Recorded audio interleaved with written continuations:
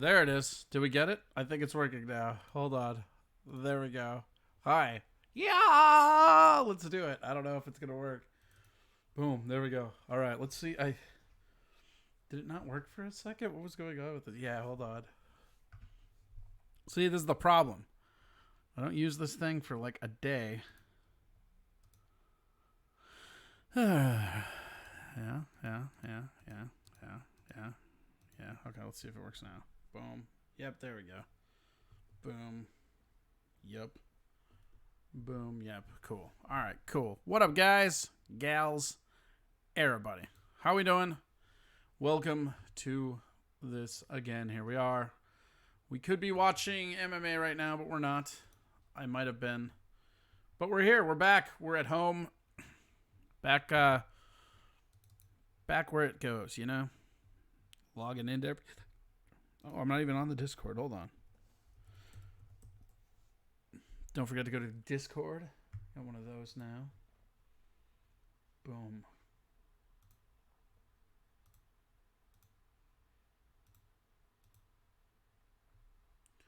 Oh, there we go. All right. Boom. Boom. There we go. We're in. What up, Ran Out of Thoughts? What up, everybody? Hello. Welcome to TwitchTok. My name's Corey. Yeah, we're back on our own channel. If you were following the saga, the phone is back, but the data is gone forever. So, sucks. Kind of bittersweet. I was able to log back in, but yeah, all the stuff had to be wiped in order to fix it. But I didn't need to get a new phone. That's kind of cool. But it's that fucking software update I didn't want to fucking do because it has all that fucking like trace tracking bullshit and stuff. Tom's not in here yet. Are the desktop muted? Tom, you here? Tom Michel. Tom, what are you? I'm a fucking crackhead. Interesting. All right. What happened? Prop me up beside the jukebox. So, if you didn't see, so last night when I went to go on, we go back and forth on this channel between this and TwitchTok Cast, which is where all the games happen. There we go. Boom. So, you can follow that if you want. But like, I was playing Sea of Thieves with Tovar, and then afterwards, when I went to go log in, my iPhone had some kind of like boot loop, they're called, where it just like was trying to boot up, but it couldn't, so it just kept looping the booting process. I'm told it's a boot loop. There we go. But so what happened was I couldn't get anything. I had to bring it into the like DFU, which is like device firmware user mode or something like that. It's like safe mode. And it's super crazy because it's like a fucking Illuminati handshake. You gotta like, It's pretty good. So it is what it is. Let's see here. So what happened was I was able, so last night, if you weren't here, we did a show, but we did it over on the TwitchTok Cast thing because I was logged into that. So I tried to host it from here, but beyond that, there wasn't really anything else we could do. So, as such, today we fixed the phone. We're able to log in. We're here. We're back. A lot of awesome stuff. The subscribers, if you did not know, we have our emotes now. So if you click on the emotes thing, there are 4, soon to be 5, soon to be 15 of them. And those are, you got Mikey Two Milks, you got Tom Michel. Tom Michel. You got a Rubber Chicken, and of course the TwitchTok Cast line. Speaking of the line, I'm gonna do something we haven't done in fucking ever. Let's get a fucking caller on the fucking phone. What'd you think about that? Here we go. Like, we haven't done this yet. So, have fun with that. Go to Venmo, Corey Adam Comedy. Every bit helps. We're going to call somebody. We're going to call somebody.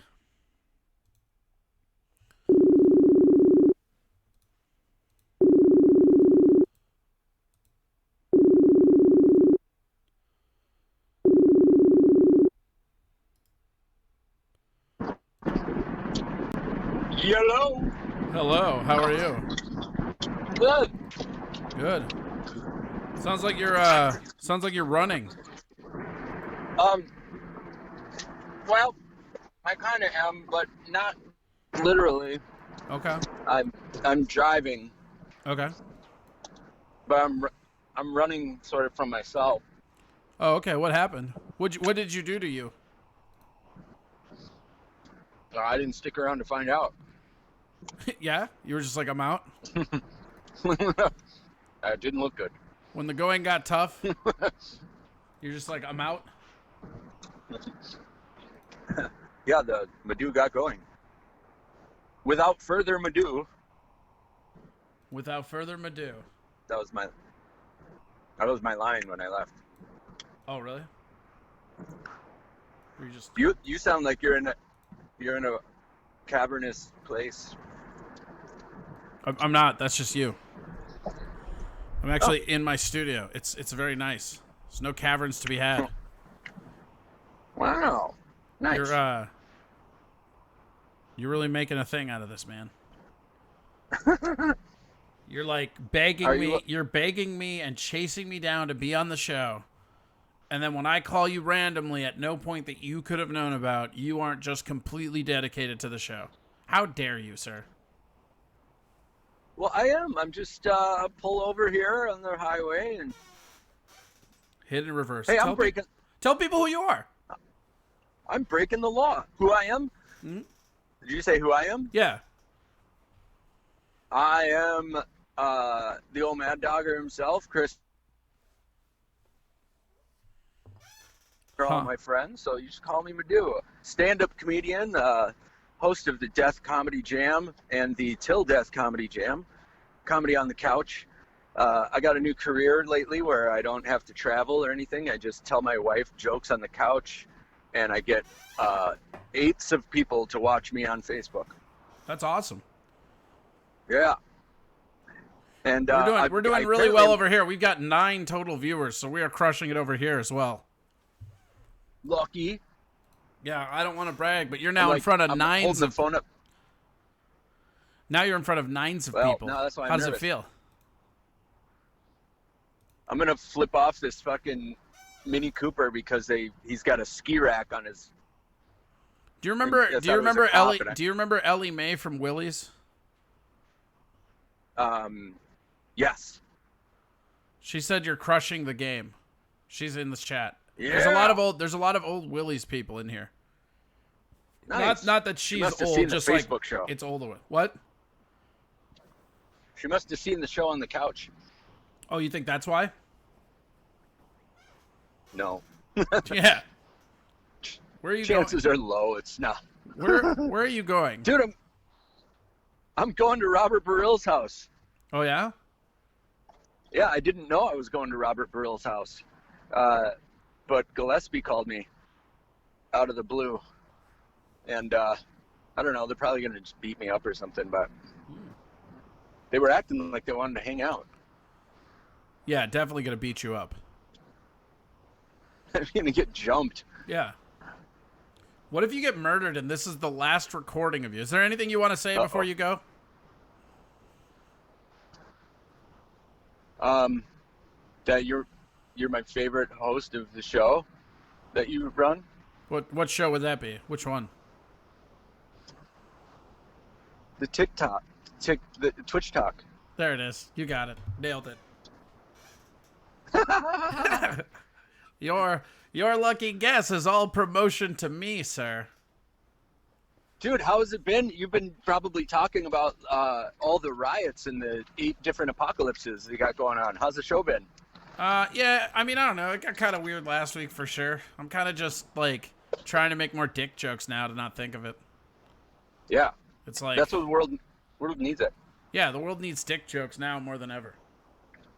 Well, like last Wednesday, Chris was like, I don't think we should do the show. I'm like, you have to do the show. People want it. They want dick jokes. They need dick jokes. Yeah, and that's why they want them. But yeah, it's self-preservation. Dick joke self-preservation. Yeah. I grabbed the picture. I grabbed the picture of you, Pat, and Wayne posing with Gandalf. It's all been downhill since then. Did you Dude, guys just like? that Did you was guys so just awesome. like ambush him, or what's the story behind that photo? So he came to Grumpy. He was sitting outside of the Death Comedy Jam on the patio at Grumpy's, and I was like, "Holy shit, it's fucking Gandalf!" And I'm like, "Wayne, go ask him if he'll come in and watch the show. I can't fucking do it." And so Wayne just like will do anything. He goes over and says hello, and asks him to come watch the show. And so Gandalf and like 4 or 5 of his entourage come in the room, and they sat for like 6 comics. And it was like amazing. And Pat, that was like back when like Pat Bauer, I remember Patrick did like, it was like a kind of a rapey joke. And he threw his head, like Gandalf went, he just like threw his head back laughing.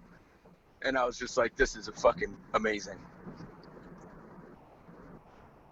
Uh-oh, did we get disconnected? How long did he stay? Like he stayed all night, or he just left after that?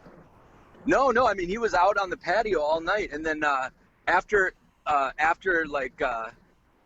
show, like he came in, I mean, it was like really generous of him to like come in, and he sat for like, not just a couple comics, it was like for a while.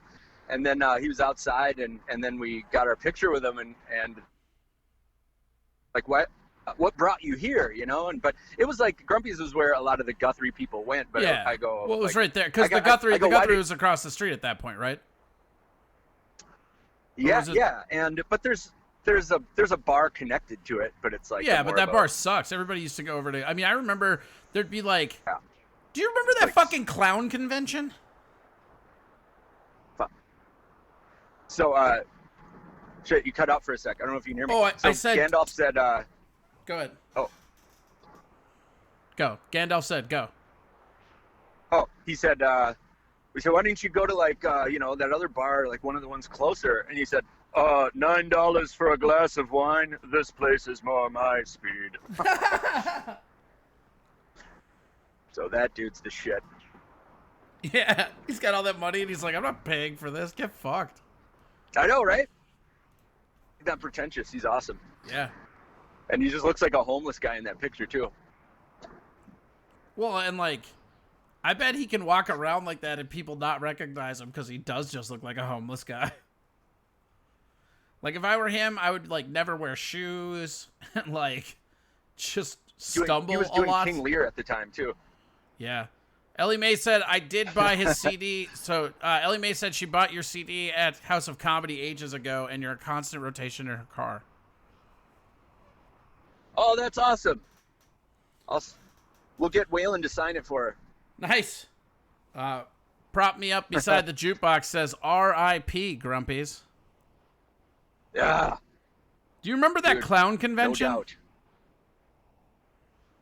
doubt. Which one? The like clown convention when all those fucking clowns were in town?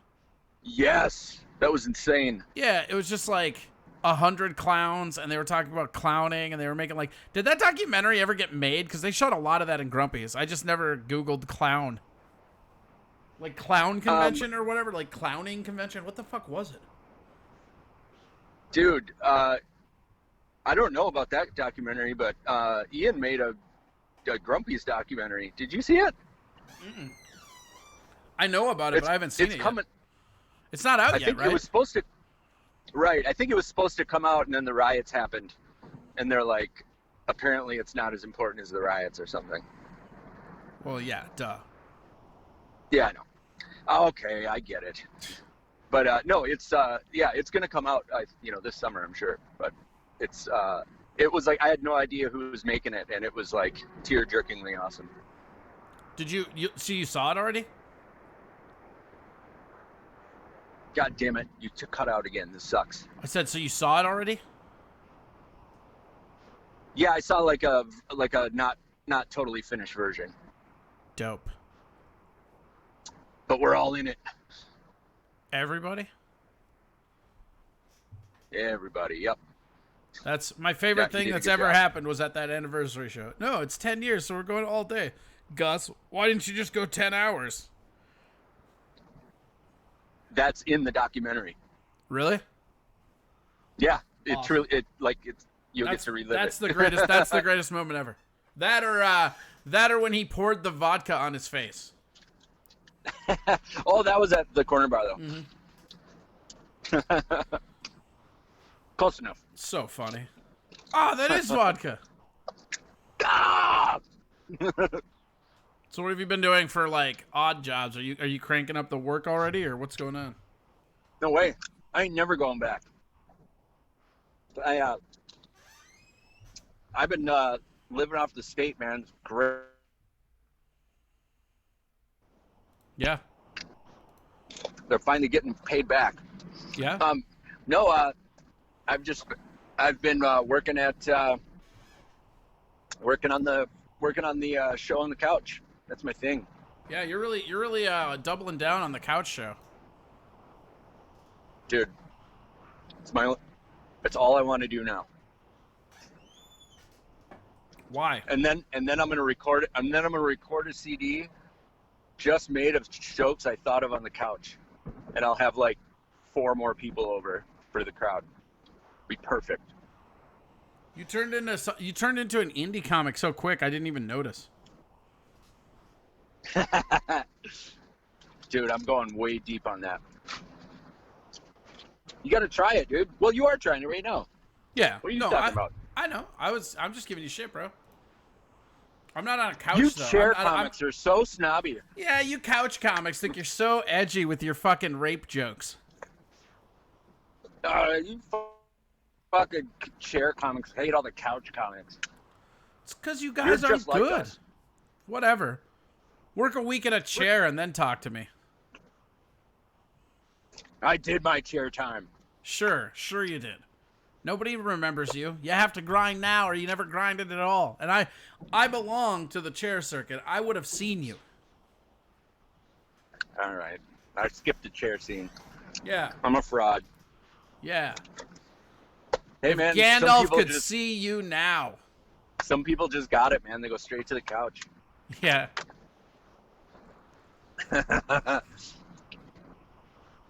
Fucking great. When do you... So you're just couching it from now on. Yeah. When do you think comedy's gonna open up again though? Like back to normal? Never? It's never No, happening? I don't know, but like that's like my thing. I'm like, fuck, I don't know. That's why I'm pushing the couch thing out of just desperation and fear. Like, I don't know. Don't you think there's gonna be a lot of like backyard, like just shows, like comedy shows and music shows, like kind of backyard sized get-togethers? Maybe, I don't know. Like backyard shows, smaller outdoor shows is what I'm trying to say. Yeah, those already exist. What I'm talking about is like the like clubs and stuff like that, like the actual the couch scene. When's the couch scene gonna come back? Well, yeah, like the real thing is gonna come back like probably not for a couple of years. Yeah, well, and like places like House of Comedy, like they're like it's gonna be tough to do their model because they're not gonna be able to have enough butts and seats to make a profit. Like you can't get like fucking Steve-O and have him perform in front of 80 people and make money. Well, I guess at the Laughing Skull in Atlanta is like a corner. It's a corner bar sized room, but they'll have like Sarah Silverman or like Brian Posehn or some huge name, and they'll do 5 shows in a night. It's like they just might end up doing more shows. Yeah. Is 5 shows like doing 5 shows in a night? Is that even better than working a regular job? I can't even tell. I mean, at that point, it is a regular job, right? Holy shit! That's like all. Yeah, then it feels really hard. I mean, I don't mean to complain here. Crackhead. Tom Michel. Can you imagine doing 5 shows at the Mall of America for, the money? That's what I'm saying is like that. So then now they're back to just paying. Like it just gets worse and worse for us. Yeah. Like we were already working for the same wages as we were in like the 60s. We need like bubbles we all need. Isn't anyone working on a bubble we could all hang out in individual bubbles? Like Like Naked Gun body condom style? Yeah. Yeah. I don't know. You can just hear this muffled, like, suffocating laughter.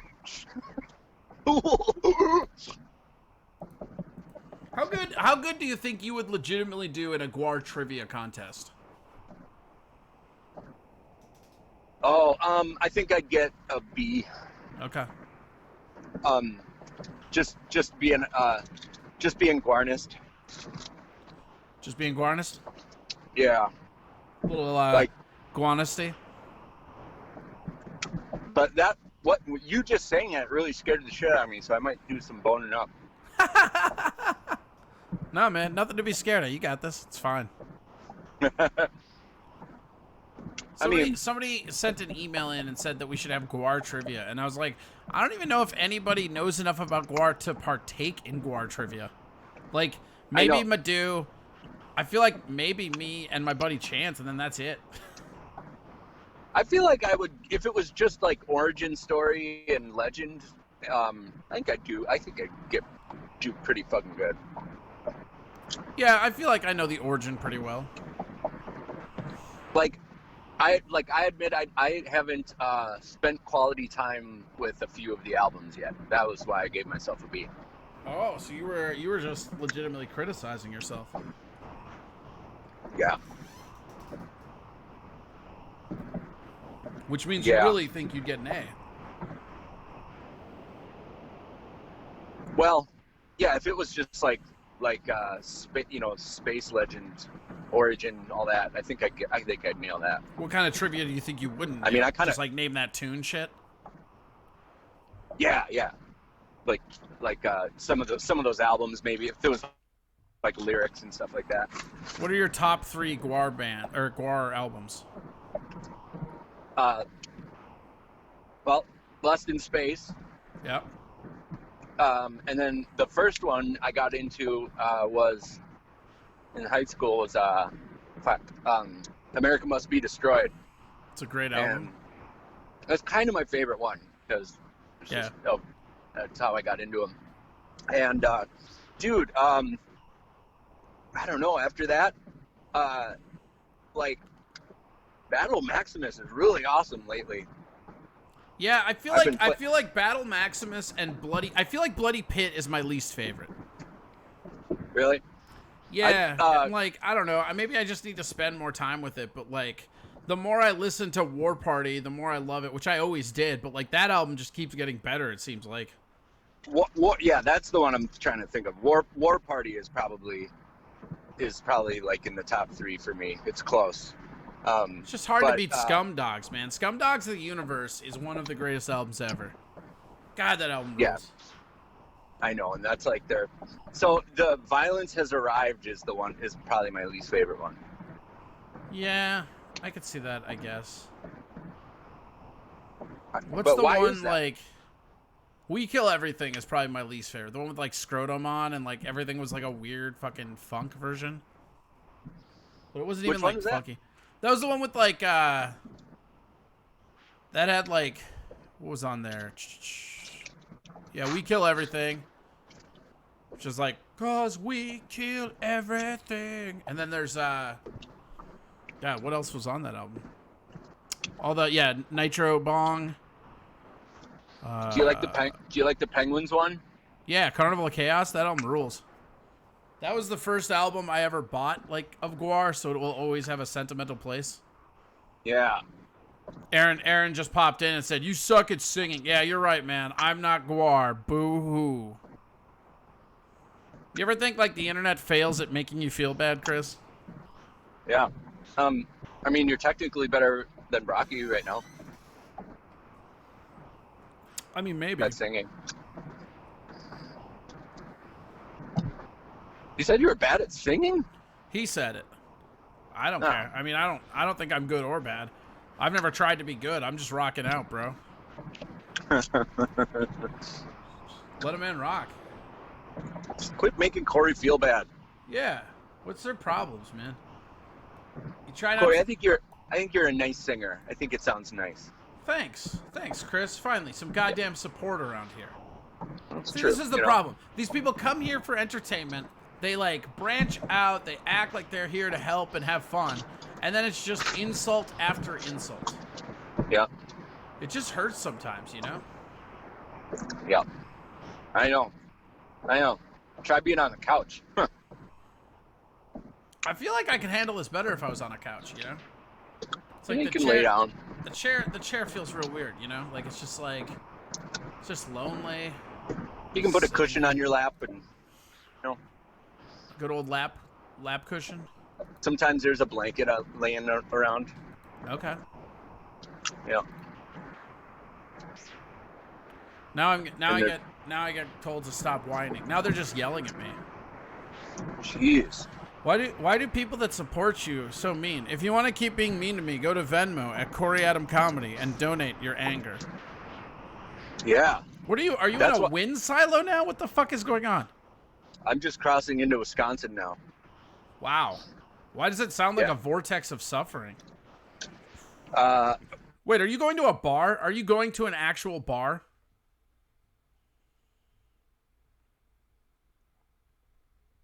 Do we lose him? Hi. Oh no. I couldn't hear you for a while. I know, it's like Wisconsin is like you go through a mist and then you're just like back in like World War I or something. Are you going to a bar? Is that what's happening? No. No, I'm not. Are you going lying? to Farrell's house? Yeah. Bar Ill. Is there a bar called Ill? Are you going to Bar Ill? You know, the liberal political comic, Robert Libero. You're going to a bar. I can smell it. I can smell it on your breath right now. I can't do it. Oh, it's happening. I'm in Wisconsin, so it's close enough, but I'm not. Uh-huh. I don't trust it, Chris. But I could go to a bar in Minnesota, couldn't I? No. No? They're not open. I just come to Wisconsin to feast on human flesh and have sex with dead animals on the side of the road without people looking at me weird. Well, clearly you've never been to Anoka then. You can do that here. Hey, man, I don't want to stoop that low. Yes, you do. Well, you have to have sex with the dead animal, but Yeah. There's nothing you can do about that. I prefer deer. Yeah. How's your driving going? I'm gonna make sure you're breaking the law every moment of this voyage. I know, I am looking out. Tom Michel. So, I'm not driving well. I'm gonna tell you that. Oh yeah? I'm weaving and yeah. Oh, that's fine. I'm a giant. And I pulled hot over now pussy, because so- I'm gonna go Oh, to that was Walmart weird. and get a harmonica. Wait, anything? what? How does one lead to the other? Boy, I don't know, but that's happening. What harmonica are you gonna buy? A diatonic one. What? Yeah, it's the kind where you don't have to be good to play it. Like a kid's harmonica? No, it's just the ones where it's like in the key of C or whatever. Okay. Why all of a sudden the harmonica? Because I'm sick of all these fucking comics who can't play music. So I'm going over there and I'm bringing my guitars and I'm bringing a harmonica and be like, Wait, back up. There's a separate like storyline of like instruments versus not. There is. You'd say in these comics that can't play instruments. Well, none of them can except for me and you, and like one other one. So why does that chap your ass? Let him tell dick jokes. Some would say you should put down your instrument and focus more on dick jokes. I can play guitar and tell dick jokes at the same time. Well, I'd like to see that. Okay. Like seriously, when's that album coming out? Soon, I hope. I'm not in a position to hurry anyone, but my part has been done for a little while, and I am patiently waiting as my benefactor patiently waited for me. Oh, all right. I think it'll come out soon, but whenever it does, it's on. It's gonna be awesome. Yeah, are you happy with how it turned out? Yeah, I am. It just took a while for me to be happy with myself. You were fucking pissy about it. Well, you know, like the editing. I mean, like you literally like grabbed every Minneapolis comic and made them edit that with you, and then just didn't go with those notes at all. Well, it was weird. I went through the dark forest. What was so weird about it? Like, do you think the second album is harder than the first? I don't. It's hard to explain because if you've never had it happen to you, but like because it had never happened to me before, and I couldn't imagine I wouldn't understand it if someone just told me. But I can't. It's like every fucking word of it that I listened to, I was like, this is total garbage. I'm like just myself. Like I'm horrible on this. Did that not happen with the first album? No, the first one was like I was like a normal human being. I was like, it's not perfect, but I got it all out, and you know, I got all the jokes out. It's not perfect in places, but that's okay. It's a pretty good performance, and like a normal person. And this one, I was like, I can't even explain to you. I was like, it just hit me in the face, like for like months and months and months. I was just like, oh my God, this is awful. And then like I didn't listen to it forever, and I went back and I was like, okay, that part's not that bad. And then it like I had to like slowly come back to reality. I'm like, it's fucking fine, it's good. Jesus. It was weird. Turns out you're funny. Yeah, and crazy. Well, yeah, I think everybody knew that. I don't think anybody sees Chris Maddock and thinks, God, look at that guy go insane in a crazy world. Well, yeah, now everyone knows because now I know. But there's like some thunder and lightning a brewing. Were you driving through this shit? Is it bad out there? How are the roads? You're traffic now. Oh, we got Walmart's pretty good. I think they'll have a harmonica for me. I need to get chopper sound effects, and next time I call you, you're gonna be on the fucking thing. We're just like play the chopper noises. Dude, I would love to do that. Chopper on the ground. Yeah, chopper on the ground. Fly through the skies, chopper on the ground. We're here. Yeah. Everything's looking pretty cool. I can see about 6 cars. I don't know what's beyond that. We're here, pre-recorded or live, whatever you need to hear. Chopper on the ground. I'm actually looking for chopper noises right now. You can do it. You won't be able to hear them, though. Sorry. What time does this Walmart close? Oh, shit. God damn. On location and undercover in a Walmart near you. Dude, it just has store hours and everything's blank. Whoa. That's like hey, what's terrifying. 2 minutes? Okay. They close in 2 minutes. I'm in the Walmart now. Okay. Play it cool, man. Play it cool. Hey, these places are big. I don't know if you knew that. What are you there for? Our harmonica? Yeah. Why? Like, what is wrong with you? What if you get coronavirus over a harmonica?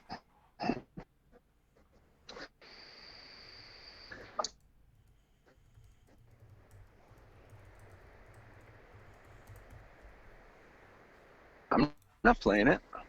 I play real instruments. All right, here we go. Hold on.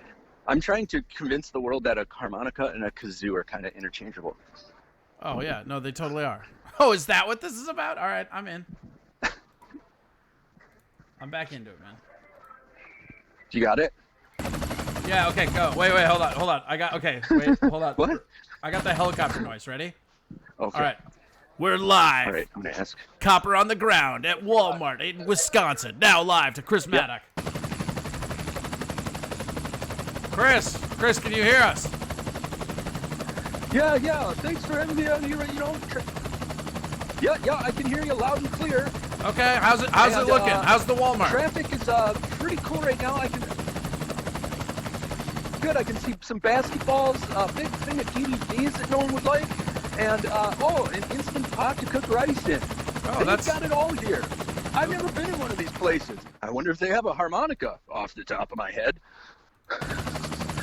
Chris, I noticed that the engine stopped and started again as if somebody fucked up a video clip on YouTube.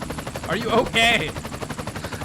Yeah, it was no change here. Everything was still Walmart. Okay. All right, back to the studio. Live chopper on the ground. That's gonna be a really satisfying re-listen for you, Chris. Realist. Oh, jeez. Chopper on the ground. So what brought this hatred of harmonicas to your heart? Let's see. Well, nothing. I just want, I think kazoos are cheaper, so I want to rather play that. Oh, man. Can you hear that? Yeah, you're fucked. I know. I was going to throw a harmonica at these guys. You can't find a harmonica? Favor. Go ask for help after they've closed to find a harmonica. It'd be awesome. Track down whoever looks the maddest to be there, and just start asking them questions about a toy harmonica. Real harmonica. Diatonic. Yeah. See if they have any jaw harps while you're at it. Hey, sorry. I'm on my way to a gig, and I'm sure you have a million times. I forgot my harmonica. Could you lead me to it, please? See, I'm sure classic story for you working here. It'd be weird. He just walks you around like the fucking sporting goods, and behind the ammo is a bunch of fucking what are they? Horners? Is that the fucking harmonica brand? Dude, I don't know. I don't know what section they keep the harmonicas in, but I guarantee it's wrong. There's no section that says, that harmonicas. What do you mean it's wrong? It's over by the motor oil, you asshole. My bad. My bad. Sorry, guys. Because it's what you do when you're waiting for somebody to come help you with your car or truck. I need some oil. Oil them up. We're going in for seconds. I'm sorry, man. I remember a time when you could just find a goddamn harmonica. Yeah. The good old days. Yeah. Tuesday 976 says kazoos are best used to talk through at a fast food drive-through. Interesting. I've never tried that, but that's really funny. Yeah, it is. I wonder when I Googled, does Walmart have harmonicas? I wonder if my phone was just making fun of me. Sure, yeah, whatever. Yeah, dude, just go. You're fine. Yeah, just go there. Turn left at wherever you want those things to be, bro. Yeah, they're in the, oh my God, they gotta be right here. Oh, yeah? Doom, toys. I'm so mad at you because you're probably right, they're in the toy section, but God damn it, it's not a toy. I bet they're in the toy section, though. I know. That was the only place. I don't think they have a music section, do they? No. Oh my God, I almost asked a cardboard outcut of a person. I think I'm losing it, man. Oh God. Did you hear that? Yeah. It's possessed. Dude, get out of there. That Walmart is haunted. What are you doing? It was like Chucky. Is a harmonica worth your fucking life, bro? I wouldn't have thought so. I'm looking for a toy harmonica. Okay. Do you think there's one in the toy section? I don't want to keep you guys any later.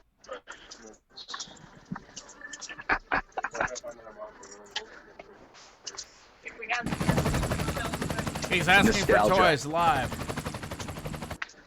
Did you just say nostalgia? I did exactly what you told me to do. Yeah, I know you did. You just said nostalgia, though. Thank you. Corey. Yeah.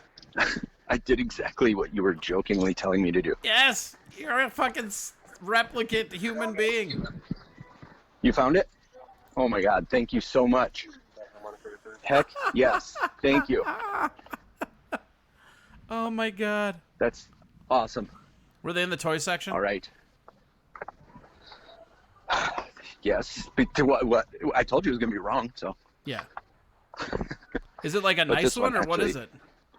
No, this one's a toy. Hey, but it's Walmart. Can you take a guess how much it is? Toy harmonica. Wait, how big is it? Well, okay, I'll give you the first digit. It's like it's $3 and. No, but how big is the harmonica? It is like 5 inches long. What do you mean? And how many slices is that? It's got 16 holes. Oh yeah, 388 then. 397. Good guess. Though. Ellie Mae posted the 388. I just poached her answer. Scan and go. It's like their thing is saying, you just scan it and just go. Yeah, don't even pay. Just scan and go. I gotta scan. Remember to always get like 3 extra items because you can steal from those things, right?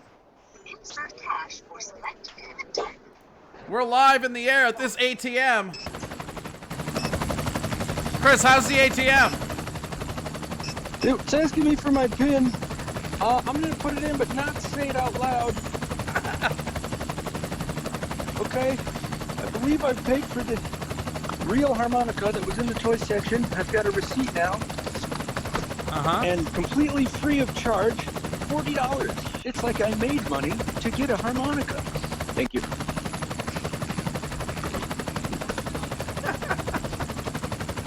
How's that feel to save all that money getting a harmonica? I just made money. This is more than the gig's gonna pay tonight. Thank you. You know what's different about Wisconsin? Wait, are you doing that gig? No, I was just saying I was gonna my harmonica gig. Oh yeah, toy harmonica gig.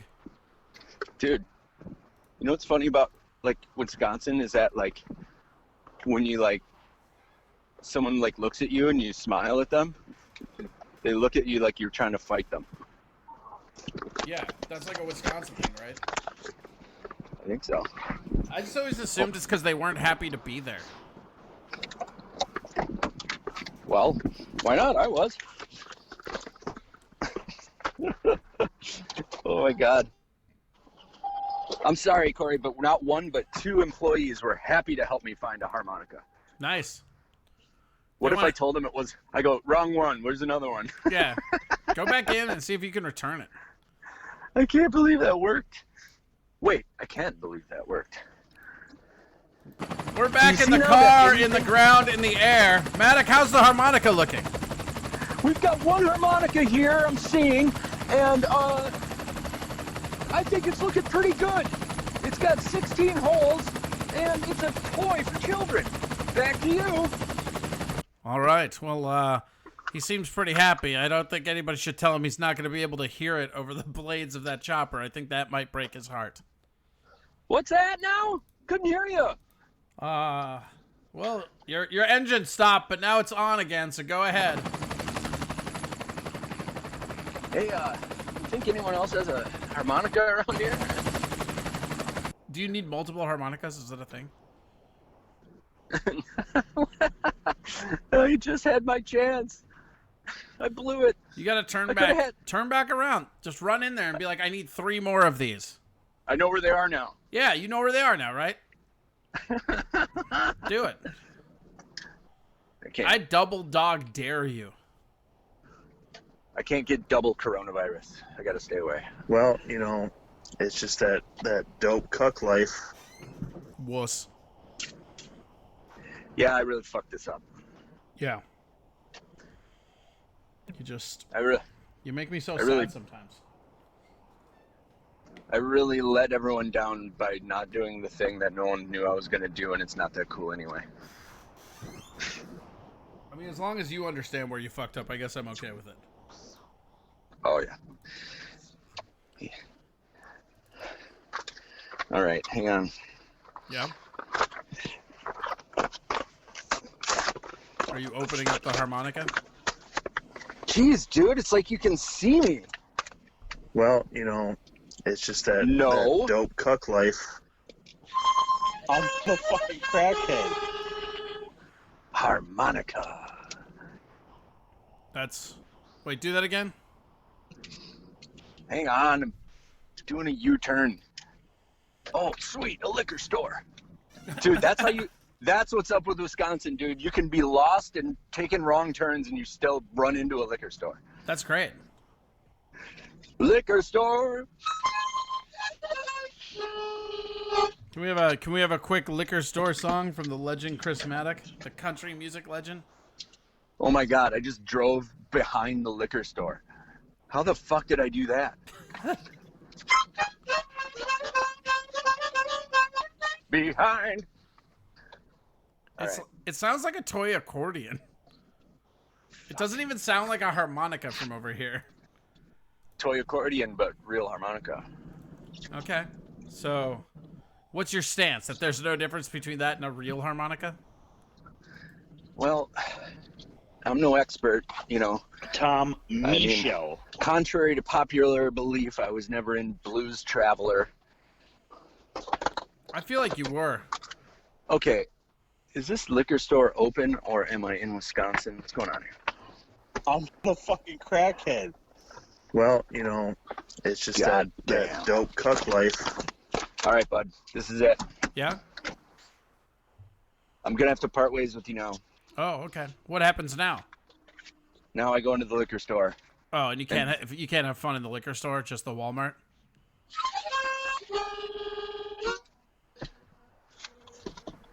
Dude, they probably called ahead. They're like, you got a guy coming your way.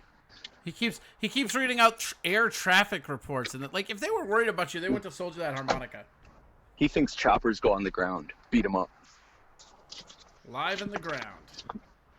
Ground chop. He smiles at people.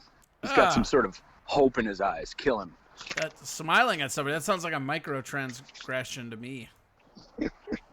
Deserves a macro beatdown. Cobra Hunting says, you drink White Claw, don't you?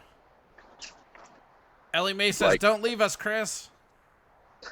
I don't drink... I don't, like, just because you've drank White Claw doesn't mean you, like, drink White Claw. I'm gonna get some fucking White Claw. Fuck that. There's drugs in it. Drugs. It's fucking cool. Cool drugs. Yeah. How many drugs? Drugs are cool. All the drugs. All of the drugs. I'm going to tell you why I'm getting off Okay. of the phone. All right. Because hit me. Because you can do self-checkout in Walmart. Yeah. But I don't want to be that guy in the liquor store. Cobra Hunting says it's Zima.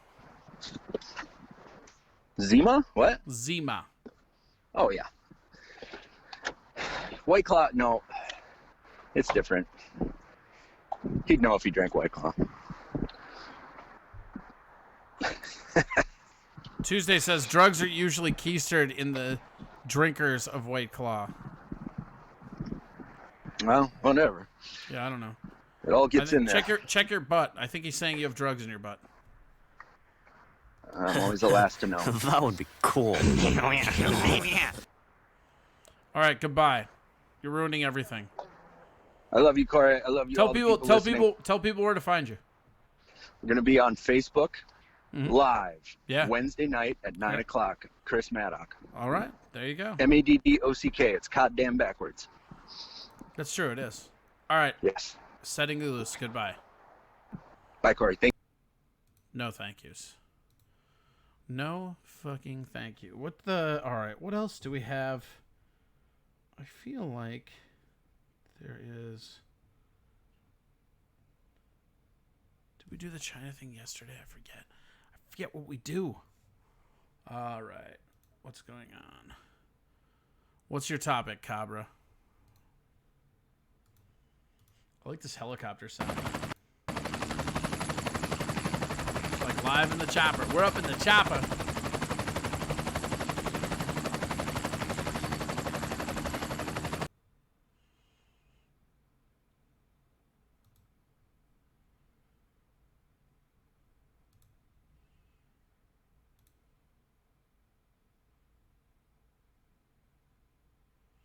Bob Kroll got doxxed. Talked politics with Bright. I'm literally talking with him. That's kind of funny. Kroll getting doxxed is pretty great. Let's be honest about that. Let's see here. Let's do this one. There's one other thing I wanted to... Let's go over and see Tom is up to.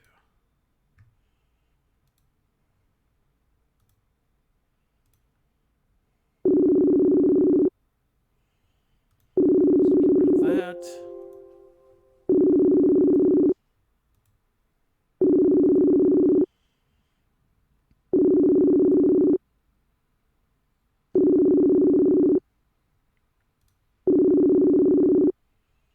Grab the screenshot. Put it in the Discord.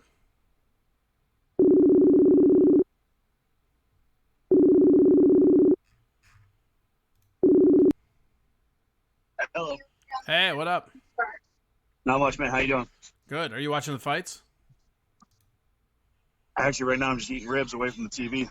What? Where are you eating ribs? Why? Yeah. Or where? Where? What are you up to? You at the bars? No, I'm at a house party or a birthday party. Oh, yeah? Yeah. How's that going?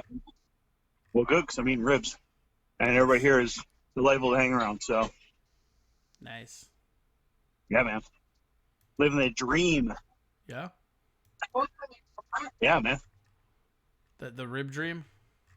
Yeah, man. I mean, I know you're jealous because you're not eating ribs right now, but. I am jealous that I'm not eating ribs right now. Yeah. I like ribs. Who doesn't? I mean, honestly. And these are really good, too, so. Yeah. No, it's crazy. What am I missing with the fight, though? Fill me in. No, I'm not watching. I'm doing the show. No. Oh. Oh. Okay. I don't think the normal card's even on yet. No, it's still prelims until like 9. Yeah, is that when it starts 9? Yeah. Word. Which then, I mean, they'll probably won't even get to the main event, which, I mean, again, that's probably the only real reason to watch until 10:30 again. Yeah, I mean, I don't know. Like, I want to watch Garbrandt get beat up real bad. Well, who doesn't, really? But I just really don't like that guy, and I want him to get beat up. Mm-hmm. And I just, I think everybody does. Seriously. If that happens, I'll be a happy guy. And on Did the you prelim, we're at... wager on anything tonight? I don't know. I haven't yet. I still might. The problem is, like, Nunes is a heavy favorite, and that's my only locked in on this one. Right.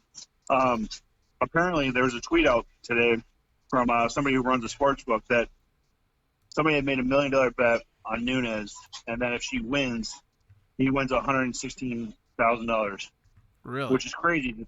Yeah, but to put up $1 million to win only $116,000, I mean. Yeah, I guess that's not pretty good. No, I mean if he was putting up like $300,000 to win $116,000, I could see that bet, but sure, 7 figures to make 6 and not really in even the high 6 digits. Right. That's just weird. I mean, she is a heavy favorite, and I mean it's probably gonna get him some money because I think he's gonna win, but I don't know. She's going up at like 600 on that one too, like over 600. So really. Yeah, because, like, on here, like, so I looked right now, I'm just looking through right now, and they're about to start. They're just about done with the prelims, it looks like. Mm-hmm. And then we've got the Chase Hooper fight, because Chase is fighting that Alex Caceres. Mm-hmm. And that, like, if Chase Hooper wins that one, he's, you know, he gets up to the main card, basically. But then, like, Wineland, Malley might be okay. Magny, Sterling, Sandhagen will be real good. And then I can't believe Cody Garbrandt put me in a position where I'm going to actively root for Rafael Assunção. Because I don't like that guy, but I fucking hate Cody Garbrandt. And then you got the Nunes one. And the Nunes one, it's like, it's going to be crazy because, like, I mean, she's on the cusp of being, like, a legend, you know? I mean, she already is, but, like, she can be the first one to legit defend both titles. Because even though Cormier did the second time, like when he did it, that light heavyweight wasn't technically his. Nobody talks about that, but yeah, I don't know. It's going to be interesting. I think, like I said, I think Nunes is going to win it, but that's just because I haven't seen a lot of the Spencer lady. But I mean, she's 8-1. I guess there's a possibility that she would win, but I just don't know enough about her to actually feel confident wagering on that for her as the underdog.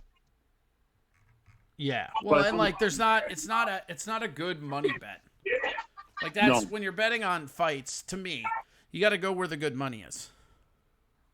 And like that's a big ordeal. Well, I mean, if Spencer wins, it'd be a bigger upset than Holmes over Rousey, but You think so? yeah, because I mean, what Holmes? I think Holmes is going on the like what over 400 or something. I mean, this one's like at over 6, I think. Well, it's just that dope cuck Or life. it might be less than that because I mean, I don't know what the money Yeah, I don't know. line bet I is would have to really. look. I would have to look, but I just like optically, I don't think that's as big of an upset because I mean, Spencer's good. Like she went the distance with Cyborg. Yeah. Oh, and Herbert Burns, who is Gilbert Burns' brother, because apparently their parents hate them.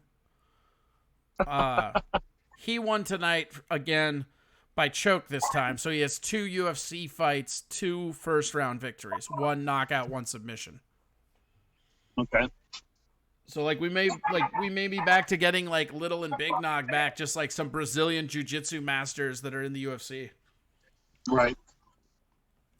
Well, I mean that'd be nice, but Wouldn't it though? I don't know. I mean, actually, I even told the guys that they were here at the party that we were watching one of the fights. I mean, it was that Strowman. Yeah. Strowman. That Yeah, guy, he's fighting those guys, really- both those guys, because the one dude looked like Clark, right? Or no, you're Keller? talking the other one. Yeah, never mind. I'm talking a different fight. Yeah, but I mean that was a lightweight or lighter weights for the men's ranks and stuff. And it wasn't that appealing because neither one of them tried to take down. They were just trying to trade punches. And neither one of them seemed like they had knockout power. So it was just boring. I mean, it went 3, and Strayman was able to win. But thank you. Well, and Stamen had his brother die, right? Yeah, Jacob Strayman passed away. Yep. That sucks. hmm I mean, he broke down after the fight, so but obviously Not as most people Herbert would. and Gerberts. Herbert and Gilbert.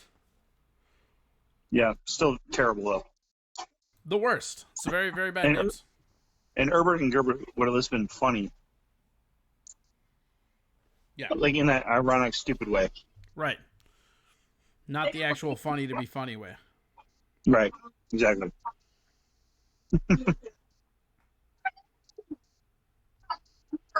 But I don't know. I mean, it wasn't a big enough build for me to really like get super excited about these fights, anyways. So, Yeah. so I guess if I'm surprised I mean, by I don't anything, know. that's a good thing. I think there's stuff to be excited for on it, but yeah, not much. I think like Mhm. I don't know, like it'll be fun to see Chase Hooper fight, which he's going on right now probably. And then Probably. I don't know, Sean O'Malley's always fun to watch, and like against Eddie Wineland, that's a great interesting matchup because Wineland can't really lose another one.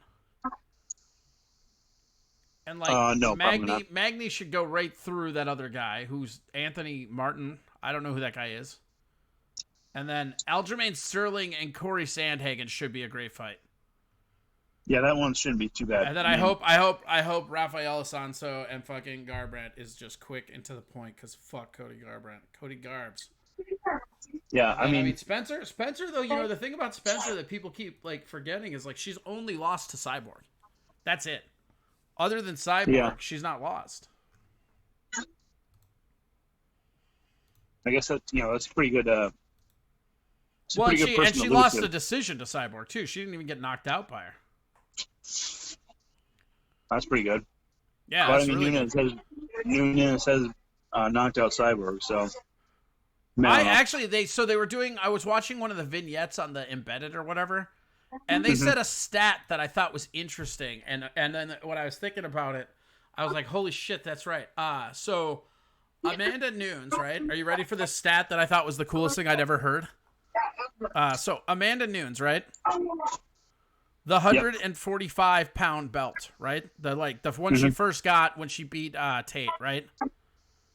Was that 145? Or I thought that was 135. She won first, and then she beat Cyborg for 145. I thought they were fighting at 155. I don't know. I thought it was 55 and 45. It could have been 45 and 35, whichever one. It's all wherever Ronda Rousey fought, right? Here, hold on. We can find out. UFC. I thought she was the bantamweight champion, and she beat Cyborg for featherweight. Hold on.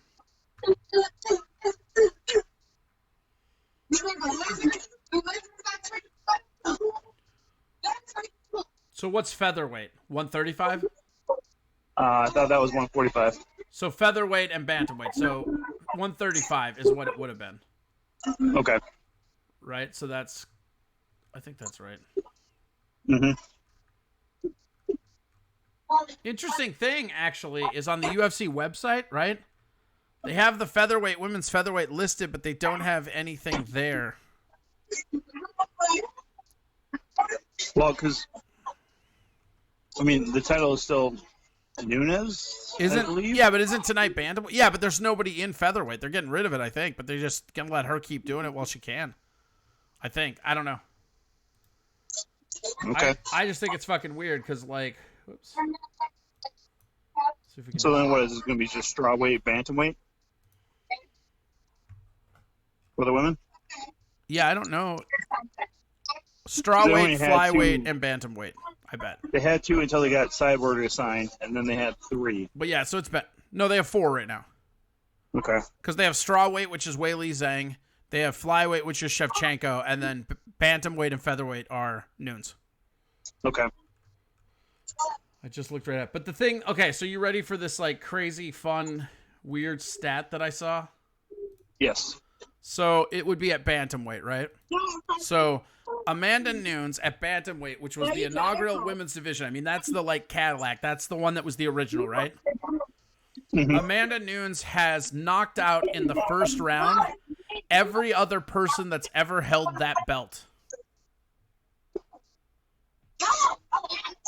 Yeah, I guess, yeah, that'd be right. I mean, right. They talked about it in the vignette, and I didn't realize that, but she beat Miesha Tate round 1. She just rocked through Cyborg, rocked through, well, Cyborg doesn't count, but she rocked through Home, rocked through Tate, and she's the one, like, those are the only people that have ever had it. No, it went from, Rousey. Yeah, she beat Rousey. I said that already. She beat Rousey round 1. No, you said Tate twice. Oh, sorry, Rousey. Yeah. But Tate, she beat Tate, Rousey, Home. Did she also beat Captain Nagano and like basically all the major challengers and stuff too? She's beat that entire division. Like the only person in that division she hasn't beat is Aspen Ladd because they were just on different trajectories coming up. Right. But I mean, like I'm pretty sure she beat Paddington. I know she beat Pena. Home she beat for sure. Randamine she just beat. Mm-hmm. And here's the crazy part is like she could probably maybe cut down again. And then you're talking her and Shevchenko again, which into that. I love those two fighting. Yeah. It was a good first fight between those two, so right. I'd be down with that. Two of the best. Yes. How are you doing at the party? Are you having fun? Yeah, I mean, I just finished up the last rib I had on my plate, so and then I was handed a Jello shot. So yeah, I mean, you know, it's going great. And now you're getting Jello shots. Yeah, man, it's a real adult. This is an all day affair there, buddy. Good for you. Yeah, I mean, this is already like my fourth Jello shot, so we'll see how going home tonight might be. Oh yeah, not tonight, might be early tomorrow morning. Might have to stay there. Yeah. Well, you know, do the responsible thing, man. Yeah, I mean, I'm also not going to tell anybody on Twitch what I'm going to do after tonight. So, yeah, if you catch my drift. Yeah, I got you. All right, buddy. Yeah. Well, I'm going to let you go. All right, man. All right, good talking with you. And, yeah. Goodbye. Okay. Tom is gone. We got that out of the way early. Let's see. I got to find the other thing. Where is it? One sec.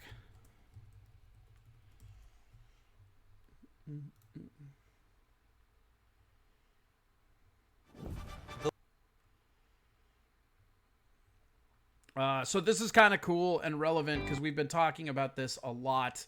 That China guy, the China Uncovered that we like to go to for video news when it comes on there, just came out with another one, but they actually are documenting how the WHO lied to us. Yeah, Happy Tom is creepy, right? I don't like it. That's true. How about an entertaining guest? Yeah, we tried that already. So we're going to watch this, and we will be right back. World Health Organization has been keeping a secret, Whoa. Wait. and now Yes. it's been exposed. Wait. Hold on, we're gonna fucking... Did we do it? Here we go. Here we go. Apple. At this point, everyone knows that the World Health Organization has done nothing but praise the Chinese Communist Party's response to the coronavirus. Here's the head of the WHO. China took action massively at the epicenter, at the source of the outbreak. This is heroic. The actions of China is making us safer. On January 30th, the WHO wrote, "The speed with which China detected the outbreak, isolated the virus, sequenced the genome, and shared it with WHO and the world are very impressive and beyond words. So is China's commitment to transparency." Now, this is strange, considering Chinese leaders knew about the coronavirus, but didn't warn the public for 6 key days. But what's even stranger is that the World Health Organization was praising China even while they didn't agree with it. That's right, the WHO knew China wasn't being open and transparent, was frustrated by it, and yet publicly, they still praised the Chinese regime. That's according to this piece by the Associated Press. Somehow, AP got access to recordings of internal meetings held by the WHO in January. And what those internal recordings say is very different from this. The actions of China is making us safer. Even though publicly the WHO said China shared the genome of the coronavirus, quote, immediately, the leaked recordings show that China actually sat on it for more than a week. On top of that, China stalled for at least 2 weeks more on providing WHO with detailed data on patients and cases. This was incredibly frustrating to WHO officials, despite what they were telling the public. So, why did they do it? Why did they praise China when they knew that this delay would cost lives? Well, the WHO suffers from the same crippling worldview as a lot of organizations, politicians, and academics. You have to appease the Chinese Communist Party if you want to gain access to China. Giving in to authoritarian regimes has a history of working out really well. Anyway, the WHO feared that if they pushed too hard, the Chinese regime would just completely cut off the WHO and give them no data. I'm sure it didn't help that the head of the WHO, Dr. Tedros, was elected to his position with the support of the Chinese regime. It also didn't help that China was investing heavily in his home country, Ethiopia, like building a $500 million railway. For more on that, watch our episode Coronavirus, How WHO Corruption Helped It Spread. So, the World Health Organization has a special relationship with China, but it doesn't have a problem putting pressure on other countries.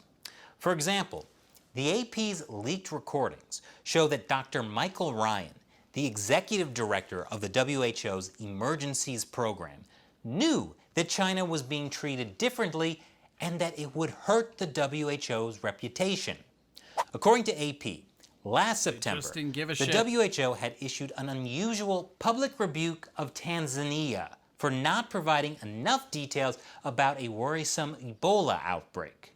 We have to be consistent, Ryan said. The danger now is that despite our good intent, especially if something does happen, there will be a lot of finger pointing at the WHO.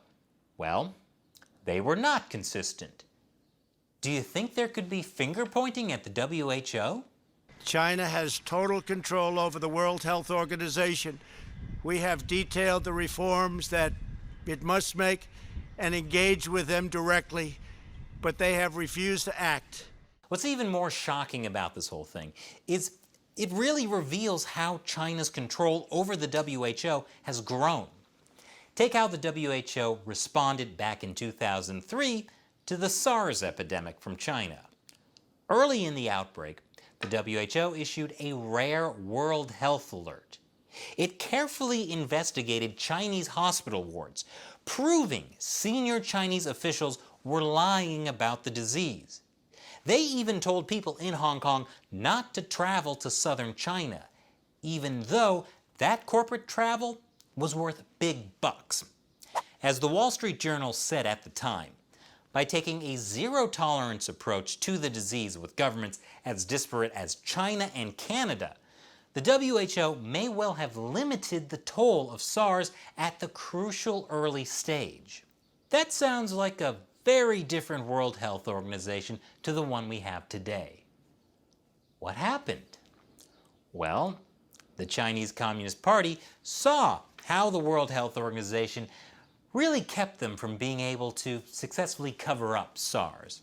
So, Beijing backed the appointment of Margaret Chan, General Director of Health in Hong Kong, as WHO Director General in 2006-2017. While Chan was the head of the WHO, she disinvited Taiwan from the organization's annual meeting because, according to Chan, Taiwan wasn't recognizing the One China principle. But it was totally not because Beijing wanted to do it. By the way, after leaving the WHO, Margaret Chan is now a member of the Chinese People's Political Consultative Conference, a Chinese government advisory body. Here she is in Chinese state-run media in 2018, talking about how much China has improved since SARS. In 2003, when China was dealing with SARS, it didn't know how to handle it. And of course, for whatever reason, China was heavily criticized by the world. But since 2003, China has invested in improving its healthcare system, in improving, the information system, in reporting to World Health Organization, and being very transparent. Right. China's very transparent to the WHO. That interview didn't age well. And after Chan left the WHO, Beijing backed Tedros. As foreign minister in Ethiopia, he had previous relationships with Chinese authorities. And when Tedros was health minister in Ethiopia, there were accusations that he had helped the government cover up several outbreaks of cholera. So clearly, he was the right man to run the WHO. At least, to run China's WHO.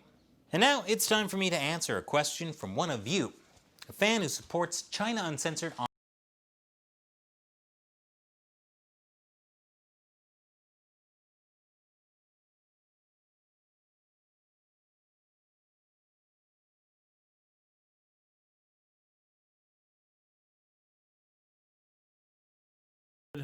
There we go. We're back. Hi. Hi. Hello. So yeah, that happened. What was the other stuff? There was one other thing I wanted to hit. Tom didn't take much time, which is fine. We got Matic in here. We're doing all right so far. Having a pretty decent one. The let's see here. Where's Hey Brian, are you on? Brian, unmute your mic in Discord if you're in there. It doesn't look like you are. Okay, never mind. Never mind. Unless you want to get in there. I wanted to talk to you about the doxing stuff because you said you still have it. Let's give him a sec to see. Whatever. The main thing.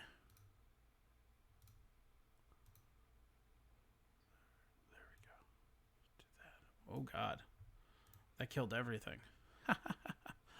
Oh, pretty great. What was... I feel like there's one other one we're going to get to. Oh yeah, the free speech.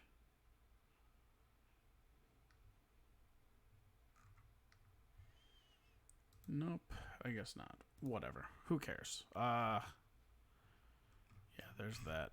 Don't forget to go to Venmo, right? Venmo. Boom. There we go. Let's see if he's in here. Nope. Tovar is, though. I'll go to Tovar, I guess. Is Tovar here? I don't know if he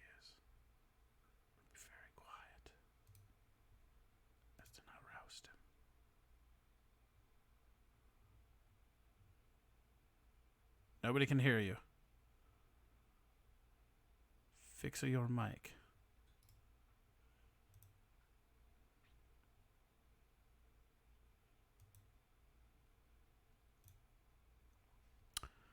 His mic's going on, but you can't hear him do anything. Just wait here. Can you hear me, Tovar? Can Tovar hear me? I feel like he can because he's got a green arrow. I can't hear you at all. Here's what we're going to do. We're going to reset my Discord, huh? Quit it. Reboot it. And if you want to join in, don't forget to go to Discord. Oh, that's Discord. Discord.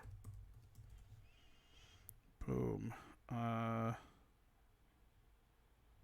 Don't switch. Oh, okay.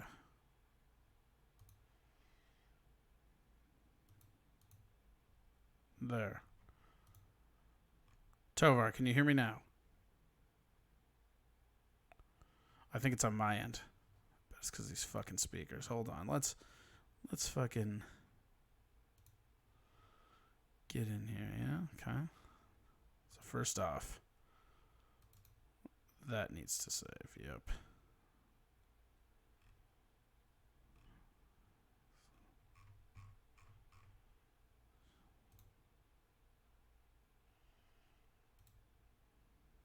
I wonder if I should. There we go. Hi, you're fine. It's on my end. Hold on, I'm fixing it. Okay, no worries. It's because I bought speakers. Oh yeah, that's your fault. Yep. So, is that gonna save? I think it just does. Maybe. All right, let's see if this does it. Hello.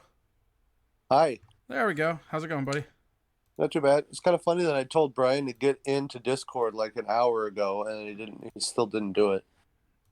Yeah, I mean that's fine.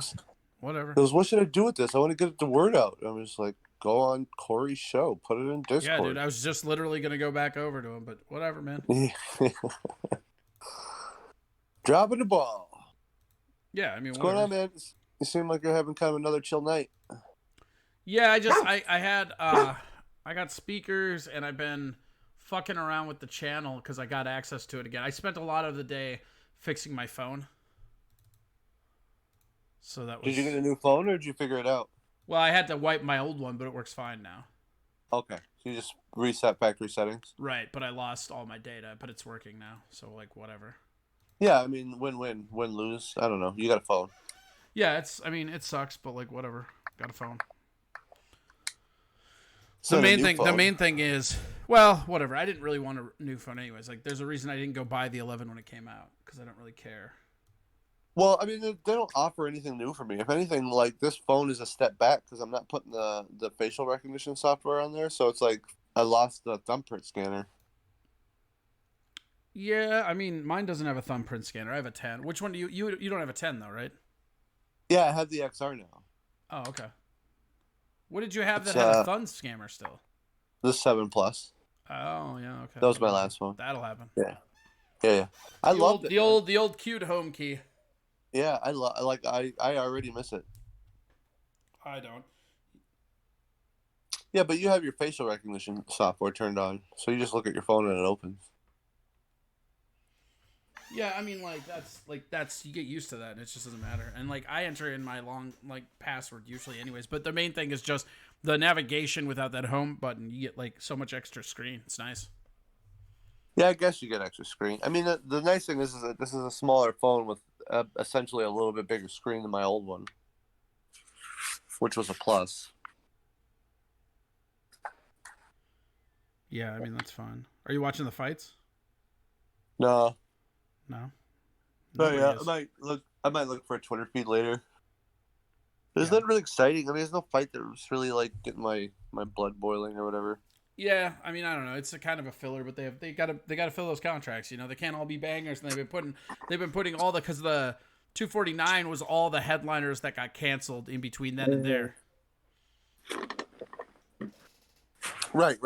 Well, and it all goes back to like who can because nobody with a passport is getting in here to do any kind of fights right now anyway. So it's like a lot of Brazilians though. Like Brazil's not really having passport issues.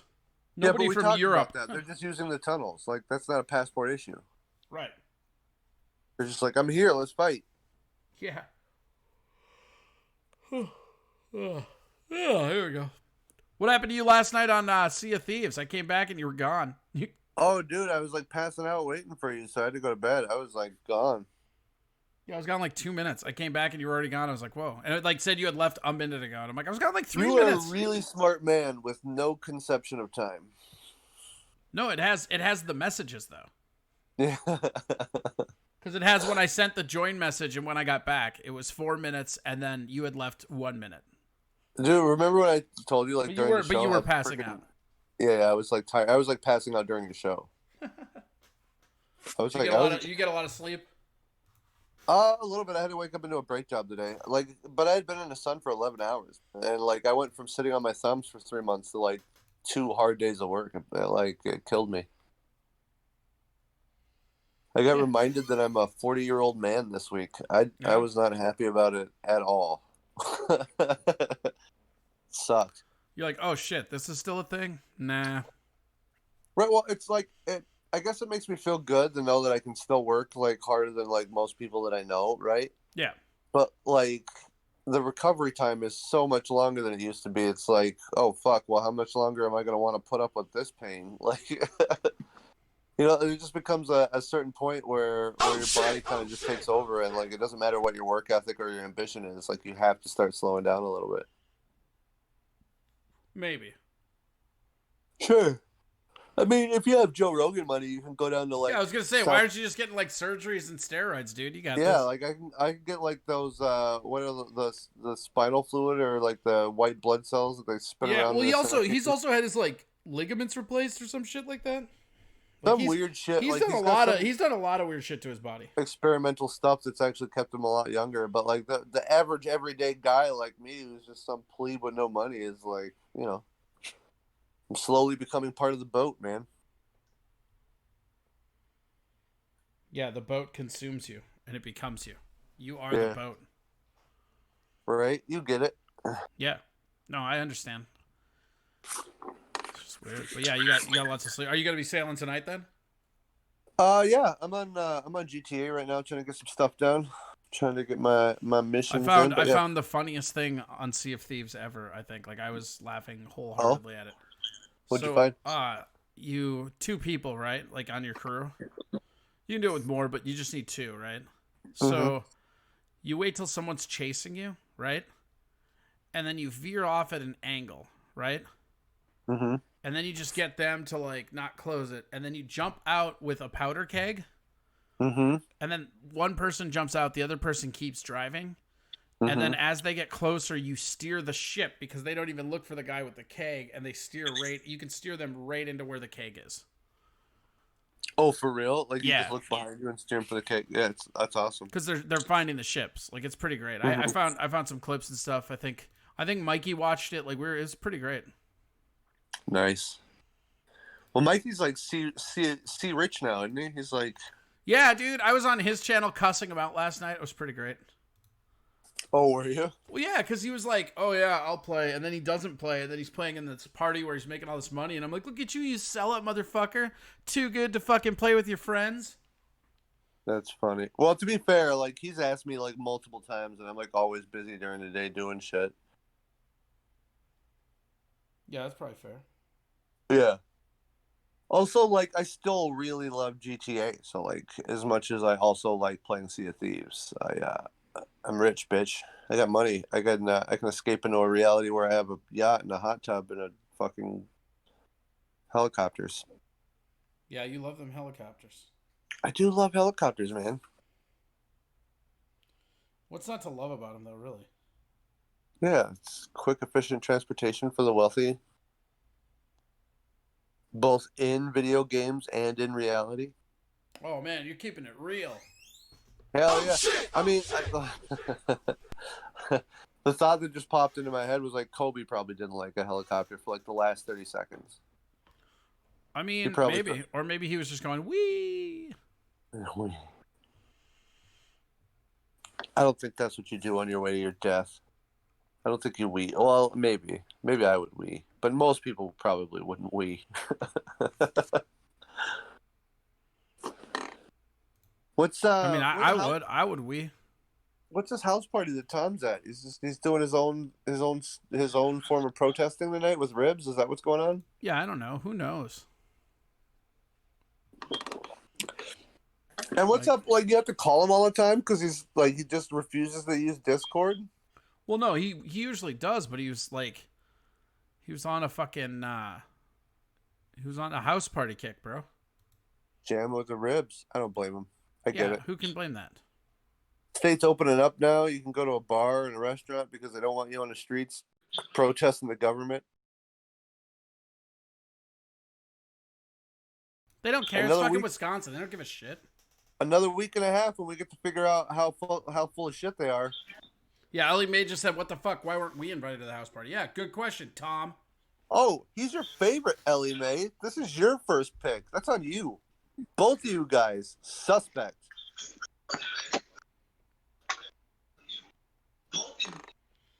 Yeah, you don't got nothing, bro. Yeah. We better at least get a plate of ribs. Yeah. You're not getting the ribs. Whoa. Did Tuesday find his way to Discord? Is that what just happened? Yeah, Tuesday just found his way to Discord. What up, Tuesday? What's happening? Why the fuck is your name Tuesday on here? Like, why Tuesday 976? Because forever. Okay. I'm always interested in like why people have certain screen names. It's interesting. Like I have Just Crazed been a nickname Monk that I've I've had used for like ever, and it was AOL abbreviating Crazed Monkey. That's how it got there. Because I was a kid and I was like, "Fuck yeah, dude, Crazed Monkey, bro." Tuesday's been a nickname I've had for I don't know the past 10 years or so. Okay. I've never heard anyone call you Tuesday. Yeah, I have. You don't ride a motorcycle. Names. You don't know what I ride. Not a motorcycle. Oh, I got like Like a 17 Vespa, motorcycle, maybe? bro. Yeah. No, not a Vespa, real bikes, bro. Yamahas. Yeah. Yamaha 750. What up? Do you ever notice that old Japanese bikes sound like they're manufactured when you rev them? Like when you rev a Yamaha, it goes like Yamaha. Like a Suzuki is like Suzuki. Oh yeah, is that how it is, Tovar? It's really dumb mechanic humor. You can talk to him too if you want with other. Oh shit. That's what people do. This is getting weird and involved, and I'm not opposed to it. It's just odd. To Suzuki, like that. Did I do it right? That's pretty close. Yeah. Do Triumph. Do you Triumph? Chrysler.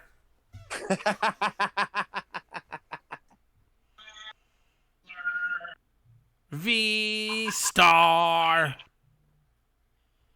That's kind of fun. I kind of like If you were going to get a motorcycle, what would you get? Well, I've had a motorcycle before, and it was a Yamaha 750. That's not a bad motorcycle, actually. Yamahas are actually really good. I wanted in a poker game. Drove it illegally for years. Bailed it into a semi. Walked away. Was it like an old stand-up bike? It was like one of those like wants to be Harley bikes. Yeah. A stand-up. Okay. It's like, I don't know. You don't stand up with it. You ride it. No, well, kind of. Like a crotch rocket, you sit like more low stance. Oh yeah, no, it's like a tour bike. I thought they were called tour bikes. Well, there's just two, like there's different categories within the two styles, you know. But like for the most part, they're categorized in a stand-up or a crotch rocket. Street Fighter Cruiser. There you go. Okay. What is the like Indian fit in there, like the Indian bikes? What are those? Same thing then, right? That's a cruiser. Yeah. You ride a lot of bikes, Jeff? Or Tuesday? I mean, only one at a time. Why don't you ride more? Yeah, I've been working on it, you know. Yeah, like a party trick. Inside the big top. What the fuck have you been doing during this quarantine? Working. Just working? Yeah, still hauling freight. Really? Trucks are still moving. Yeah, I suppose. Just gotta haul the shit out of them. What do you do? Do you only do local freight then, or how does that work? I do freight down to Iowa and back every day. Okay. A little bit of an echo there. Turn your volume down on Twitch. Oh, that's why. Gotcha. It's all good. It happens. This is Discord. Tovar keeps saying Discord takes like 3 days to get the hang of. 2 days. 2 days. 2 days for him. Yeah, I literally just thought I'd jump on and try. That's all. Yeah. Well, good. I'm glad you did. I'm glad you decided to join us. And Ellie and I are sitting here watching your show on the big screen. There you go. Fuck yeah. Fuck yeah, bro. That's what I'm fucking talking about. It's like ugly and high def. Yeah. Tell me about it. I have to live here. It doesn't get higher def than looking at yourself naked in the shower. I'm gonna leave that alone. You wish you were gonna leave that alone. Tomar, you're not gonna watch any of the fights tonight? Like not one. You just don't give a fuck. I want to be out there first. I want to disable my. I don't know. Show the links. Show the Twitter link. Pull it up on TV. I'll put it up on my computer. The Twitter link? Yeah. Don't they have like a link so you can like hijack the feed or whatever? I don't know what you're talking about. Neither do I. But like, someone should totally get me the link. Watch that fight. I don't know what you're talking about. Yeah. Neither do I. Yeah, clearly. I'm really dumb. You sure are. But if someone knows what I'm talking about, I would really appreciate a link. Nobody, your fictitious petitions are falling on deaf ears, my friend. Clearly, I'm not watching the fights right now. Yeah, right. They're not working. Whatever they were supposed to be doing, they're not doing that. Yeah, man. My God. Oops. Hold on. We're just gonna mute. Why so low energy the last couple of days? Is it just that it's just like the world's so heavy that everyone's just kind of like... No, what are you fucking talking about? Yesterday it was because I couldn't log in, and today it's because I spent all day trying to figure out the phone issue. I said that at the beginning. These are not energies. These are not energy it's definitely times. the riots then, right? It's just Are they still happening? I thought they were over. I thought we were all done. Dude, did you hear today that basically the military just like deballed Trump? No, what? Yeah, they were like, the military is going to pull out of Washington, and anybody left on the streets from the National Guard isn't allowed to use ammunition. Really? Basically, yeah. So like that thing that I was on the fence about Trump being a totalitarian president or not, like basically like the next day you might have won that argument because I was like, oh shit, the generals just like basically like took away all of his ammunition. Well, like, don't you remember when I told you that like I could see cops firing on civilians, but I cannot imagine a situation where a general will order people to fire on the civilians. It's just like it legitimately goes against everything they bought into when they're serving.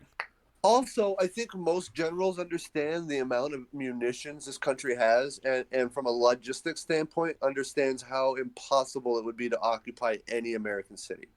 Yeah, you just can't do it. It would be dumb. It would be. The thing is like if you start using live rounds on these people, like they'll come back with live rounds as well. And like a lot of these places that are protesting, there's a lot of fucking guns in those neighborhoods, man, and they're being polite by not using. Yeah, that's probably fair.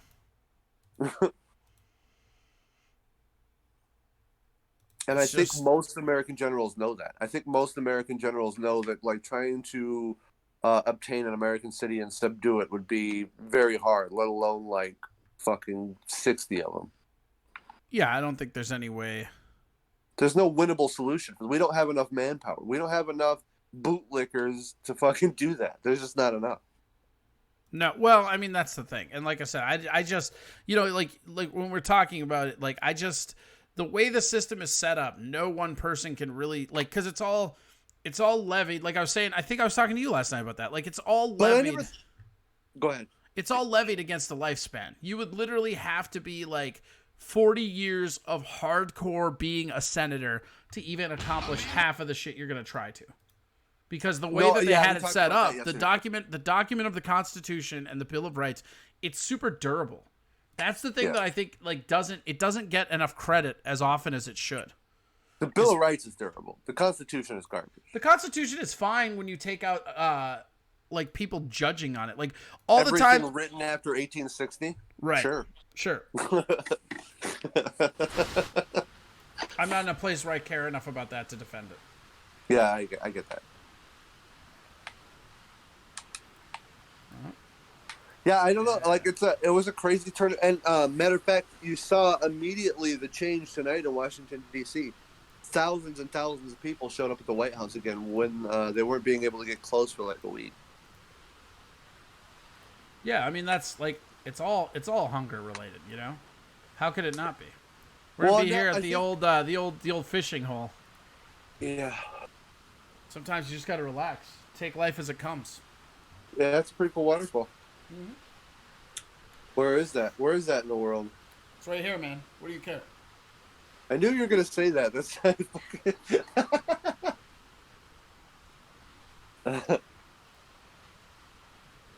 pretty good. I bring you a waterfall, and the first thing you say, where's that? It's right here. Yeah. I can look. I don't know. It's just 3 hours of relaxing waterfall. 3 hours? Huh? Yeah. Dude, how much do you think guys that just go out there and film like 4 hours of nature get? Like, that's like the easiest job in the fucking world. What are you doing today? I don't know. This is a really cool brook I found. I'm gonna film it. Yeah, but these guys are probably people that are like recording like lions and shit. This is like their breaks. Yeah, that's fair. They got They're like, I almost got killed by a Bengali tiger. I'm gonna go shoot the waterfall. This is like what he does is an off time while he's looking for hummingbirds and shit. Yeah, I would say that's absolutely true. Oh God. There we go. Good God. What the fuck is happening? Why aren't we using Discord video? We can. We just aren't. So how weird is it? Let's talk about this. Oh God. It's not... Oh God. Let me figure out your life. All right, we're back. I got it. How weird is it to see liberals start to adopt libertarian philosophies like ending the police? It's not weird because they're bootlickers. They've always been bootlickers. Like I'm done listening to. I'm done listening to like liberals and all that shit. I just don't care anymore. Like you like. Well, I'm talking specifically about them wanting to abolish the police, which is a definitely a libertarian philosophy that they've adopted in the last week. Right. Which they should have had the entire fucking time, but they don't care. Yes. They only care about shit that applies to them. They're not acknowledging that it's a libertarian philosophy, and also they're not acknowledging the fact that. Well, I'll give you another thing. Look at how many of them are going to blindly vote for Biden. That's just what they're going to do. They're going to vote for Biden. And they're going to look past. They're going to look past sexual assault allegations that are some reason that they demonize. I mean, think of, like, as a society, think of how the people that were on the left treated people that voted for Trump.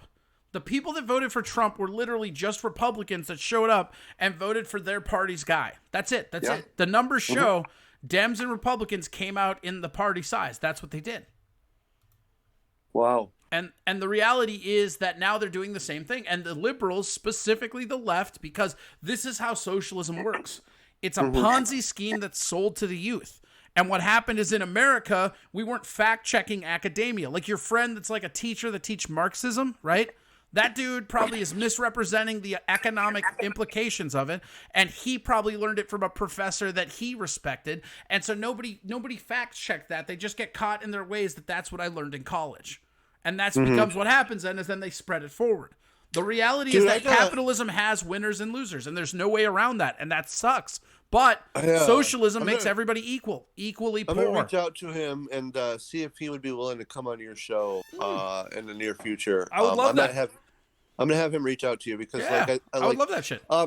He studies, I mean, he's not just a student of Keynesian economics. Like he's he has a pretty in-depth knowledge of world history in general. So I'd be I'd be curious to see you guys pick each other's brain for sure. Yeah, no, I love that. Like that, you'd be surprised at how often him and I. What'll happen is that we will get to some technicality of why he believes in Marxism that I won't, and then we'll disagree on that, and then we'll probably agree on almost everything else. That's usually what happens with historians. There's one side of it that they just do. Like, he was like the coolest dude that I knew in fucking high school, man. Like, Sure. Chico's the man, and like the fact that like he actually went into like changing kids' life, and he's very libertarian in the idea that like everyone gets to have an opinion, right? And like that's what he teaches in school, and that's what, like, more so than just socialism. I think he teaches young kids just. You like, said he identifies as a Marxist. That's why he definitely identifies as a Marxist. Sure. Yeah, for sure, for sure. But like what he identifies with and what he teaches, because both of us had a really enlightened teachers as a kid named David Vandenhue, who I think you've argued with on Facebook page. Maybe it's possible, but I don't really argue with people on Facebook, so maybe. Well, debated with him, I should say. I'm kidding. I argue with people all the time. Whatever. Yeah, I get it. But anyway, like he is the guy that really taught a lot of us growing up in that area just how to like have free thought, you know, more so than anything. That's important. That's literally all you need to be teaching. Right. Well, and I think it's really kind of cool that like Chico in a lot of ways is carrying on that torch, you know, and I actually think about like all of the lives he's probably influenced over his years. It's pretty incredible. I would never have the patience to be a teacher, man. I'd kill a kid. Yeah. Oh, yeah. 100%. I would put hands on a kid immediately. Yeah, 100%. Like, you want to tell? Oh, really? Excuse me, bitch. Apology. This is happening now. What's happening? You know, just some adult on kid violence.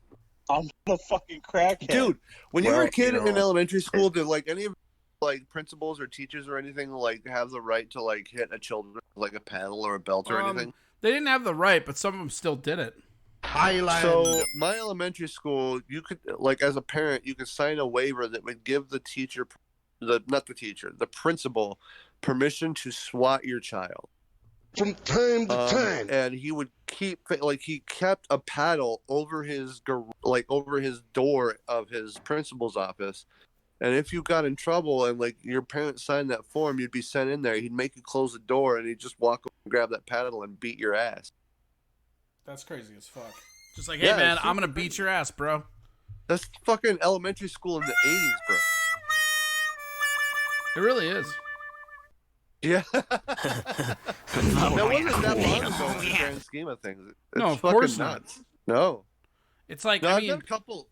Go ahead. Oh, I was just saying, I've met a couple of other kids that have like had like principals or teachers that were disciplinarians like that. But like, it's always weird to think about like how much that has changed nowadays, where parents aren't even allowed to hit kids, let alone like teachers or instructors. Yeah, I mean, I don't know. You can make.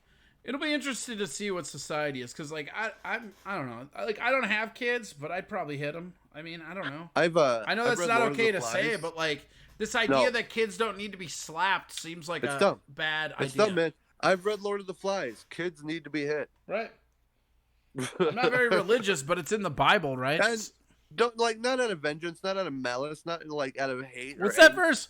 Spare the rod and make sure the priests fuck the altar boys. Right. But like, and here's the thing: is like, if you discipline a child correctly, it turns into an amazing human being. If you don't discipline a child at all, it turns into a terrible fucking human being. Are you saying puppy wrong?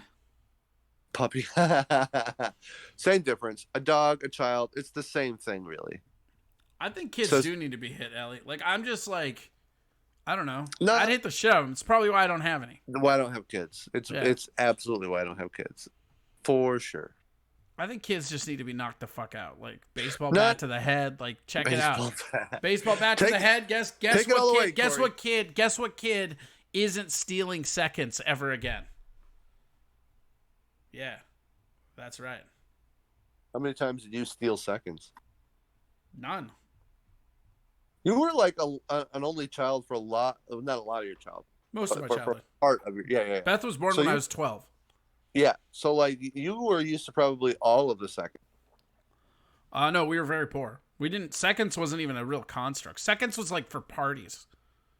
See, for us, it was like whoever ate the fastest got seconds. Because like for like, because my mom, we had to cook for 4 kids instead of just one, so you like would cook for a bigger family, but then there wasn't enough seconds for everyone to have seconds. Yeah, see, and like when I was a kid, we would make like fucking tomato sauce, macaroni, and hamburger, and then we would eat what was there for like 4 days.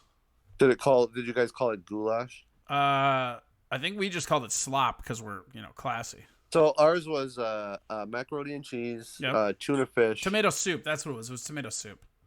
Macaroni and cheese, tuna fish, ramen noodles, and corn. Tuesday says, knock them out humanely. Use chloroform. Yeah, that's fine. Maybe that's what we need to do with kids, right? They get out of line, just fucking chloroform them, just fucking leave them in Utah somewhere. If they find their way back, they've learned a lesson. Dude, if they don't find their way back, you never have to punish a kid again and feel bad. That's old school Romans shit right there. That's what the Romans used to do. That's what the Romans would do. When like their kids would turn like 12, 13 years old, they'd send them out into the forest and make them work their way back.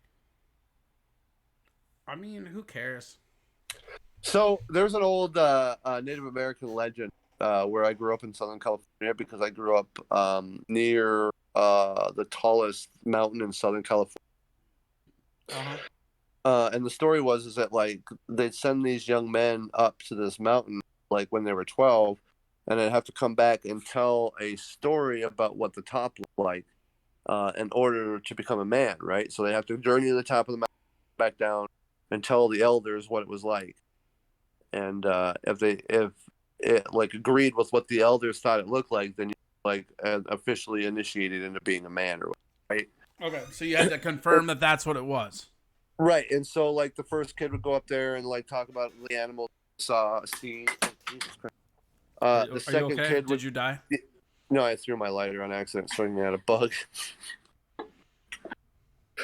The second kid would come in and talk about like how many trees and different foliage you would see, and then the third kid came in and like talked about how there was nothing on the top of the life really was. And Ellie Mae says, I was hit too, and look at the freak I turned into be. If I was thinner, I'd be on a pole somewhere getting back at my parents. Oh, Ellie, Tuesday says, really? Waste your gas driving to Utah? It's not, Jeremy, it's not supposed to be to get back at people. It's literally to teach a lesson. That's the reality. Yeah. I mean, you're going to learn a lot of lessons walking back from Utah. Yeah. And who knows, you might even get saved by a Mormon while you're out there. Nobody gets saved by a Mormon. Nobody. Nobody? Yeah, man. I don't know. More like all religion is dying. I don't think religion's gonna be a thing in like 100 years. It's gonna be like in the history books. This is what people used to believe in before science. Like leeches? Yeah, like churches will be like museums and shit. Like yeah, I think that's kind of already happening. I don't know. It's like it's weird to me to watch religion though, because it keeps going back and forth. You know, you've got like liberals. Here's another fun thing about liberals, right? So they lashed out and rebelled against Christianity because Christians were the problem because of their conservative tenets, right? Well, and the kid right then they align with Muslims who are a more conservative religion. Like just the tenets of it. Like there's a lot of human rights stuff with women in the Muslim religion that liberals are looking the other way as they endorse feminism. To be fair, if you follow the Bible letter for letter, it's like the Bible does have like more heinous shit in it. I do not believe that's the case at all. No, I've actually like Google it. Like the Bible word for word has way more heinous shit in it. Absolutely, it's a I would be interested in that because like I mean, I'll send you a link to some stuff. But send me a link. I would be curious. As someone who like has a lot of religious family members. Oh shit, JBTV is hosting us. Hey JB, you're a subscriber now. Check out these sweet emotes, bro. Check it out. We got emotes, channel emotes. We're in the big leagues now, kid. Look at that shit. Boom. To the big league. Hell yeah. We also have a Discord too. Check this out. We're doing all the shit, right? We got a bot telling people that we're growing. We're doing stuff. Still got this garbage intermission banner up here, but it's fine. JB, are you watching the fights? right now. Garbage intermission banner. Why don't you do a graphic to just lay over the top of that? I can only do so much, man. I can only do so I'll much. do it. I'll get around to it. Just like get an image of your face and just stretch it. Sure. Just stretch it, man. Just stretch. Just make the pizza. Make the pizza with your face. Make the pizza with your face. Pizza. Make face pizza. So why are you watching the fights, man? You got 14 screens in that room. I mean, I just have 2 screens, A. And B, I will be watching them after I get off. I like to so here's the thing, right? Yeah, there you go. Look at JB TV using them fucking emotes, bro. Get them gone. Yeah. Nice. Pretty great. You know what we're going to do too is we're going to grab, let's see here, bloop. You join the Discord? Oh shit. Get on that Discord. Where is he? Get in the TwitchTok room. Oh, there he is. I see him. Here he comes. Get it in. About to steal the fights right now? Here, get in here. Let me talk to you about the fights real quick. Go into TwitchTok. It's the, you'll see it. It's in the server. Get in here. Get the fuck in here, JB. Yeah, do it. Do it. I want him to. Oh, shit. About to steal the fights. That's gonna be rad. Did you guys see that like Twitch dude that like was streaming the fights but acting like it was him playing? That's kind of genius. Yeah, it was really cool. Oh, JB's in there. Get in the voice channel. Get in the voice channel. 2 days to figure out, man.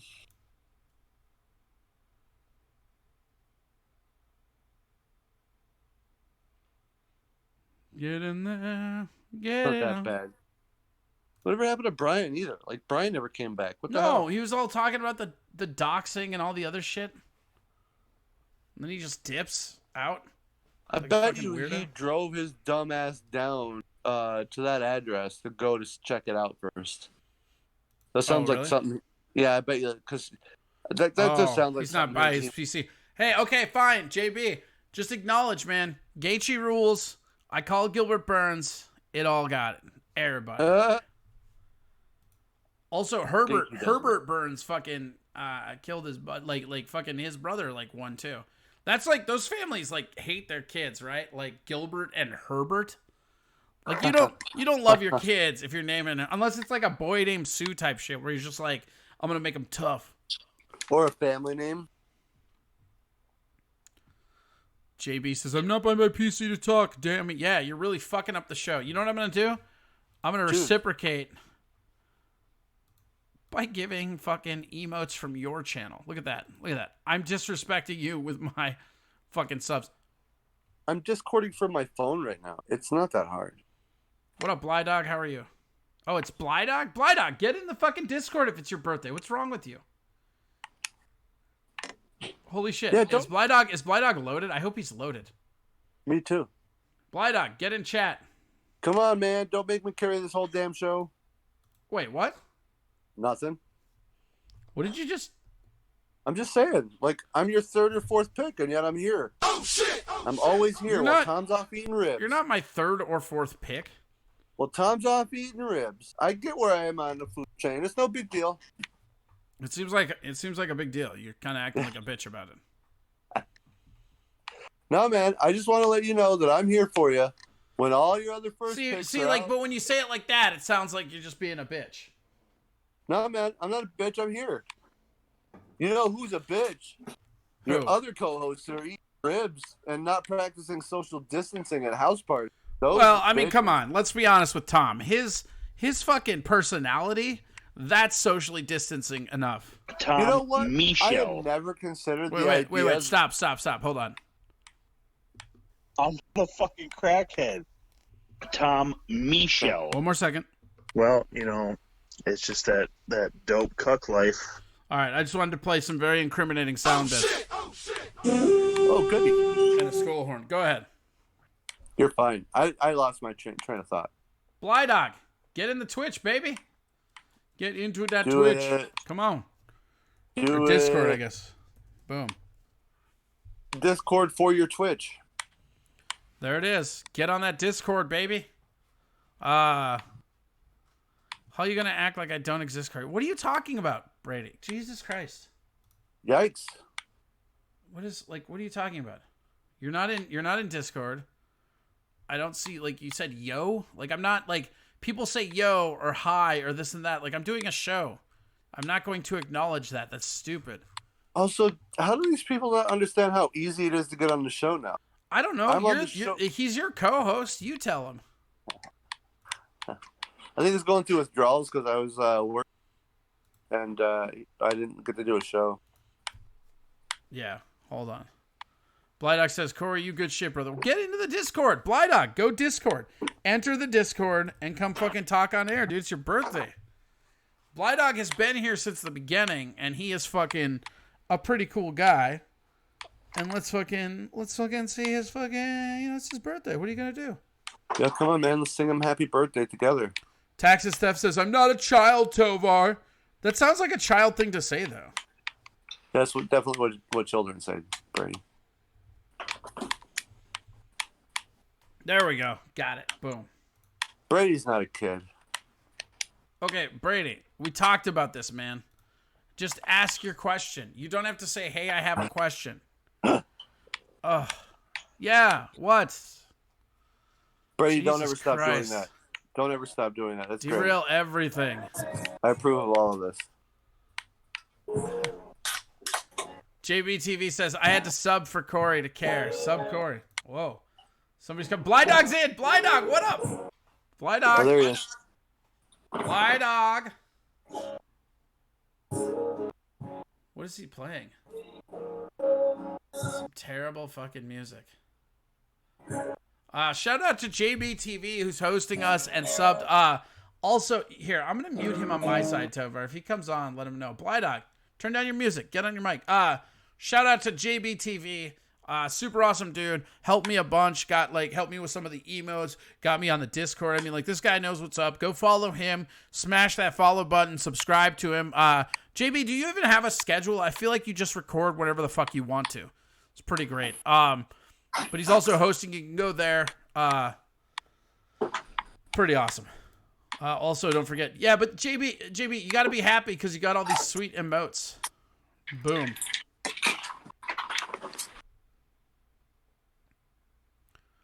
Driveway Dildo says, oh, too good to say hey, Corey. Hey, Corey. What do you guys want? Why do people keep saying hi? You're in the fucking room. We're doing a show. I don't have time to stop and say hi to all of you. You're right here. Hello. If you want to participate in the show, do that. But saying hi or hey, I've got a question or that you're not doing anything. Brady, I swear to fucking God, ask your question. Stop spamming the chat. You can just say, here's my question, and I will get to it. Dude, come into Discord. Go into Discord, motherfucker. Jesus. Oh, God. Show us how grown Well, up I you see are. what? Bud. What are you talking about? Oh, here's Blydog. I think I got some Blydog. Oh, you got some Blydog? Okay, hold on. Let's unmute him. What up, Blydog? Or no, it might have been Brian. Blydog. Sure. Unmute Blydog. What's going on, guys? What up, Blydog? Happy birthday, buddy. Hey, thanks, guys. Fuck yeah, here. What sound effect do you want to hear for your birthday? Oh shit. Oh shit. Excuse me. Excuse me, bitch. Yep. What else you got? We got that. That's it. That's all I got. Well, we're giving it to you again. Excuse I'm me, tapping bitch. out. Okay. What's going on tonight, guys? Not much, man. We're just out here having fun. JBTV, make sure you follow him on your birthday. Like, go over and watch this dude. It's pretty good. My Twitch is only 2 to 3 days. Why do you only do 2 to 3 days? I have to make up for being jobless. Go fucking on Twitch all the time then. Blydog, what are you drinking? What are you drinking for your birthday? How are you celebrating? Oh, God. It's been a mix of fucking Fireball. I don't know. It's been a lot of shit. Fireball. How much Fireball do you think you've drank? I don't know. I've had a few pulls. Maybe a few more of the vodka. All right, Tovar, I'm going to get another beer so I can get on Blydog's level. Blind Dog, Okay. Tovar, you guys talk. I'll be right back. I'm having a Tovar, mixed what's drink going here. on tonight, buddy? I'm getting a drink handed to me right now. What are you guys talking about? What did I miss out on? Oh, so far today, we talked about how military pulled troops away from Trump. What did Tom talk? Oh, we talked about some fight stuff. Tom talked about the party that he was at, the ribs he was eating. Chris Tom? Maddock came on and was giving weather updates from a chopper in Walmart. Happy birthday, Black Dog. Thanks, guys. So how old are you now, man? 24? 28? Oh, shit. 107? I wish. Yeah, right. Fuck, I've lapped that shit. I'm fucking 46 now. That sneaks up on you, doesn't it? I'll tell you what. 46. I still work, drink, and fuck like I'm 25.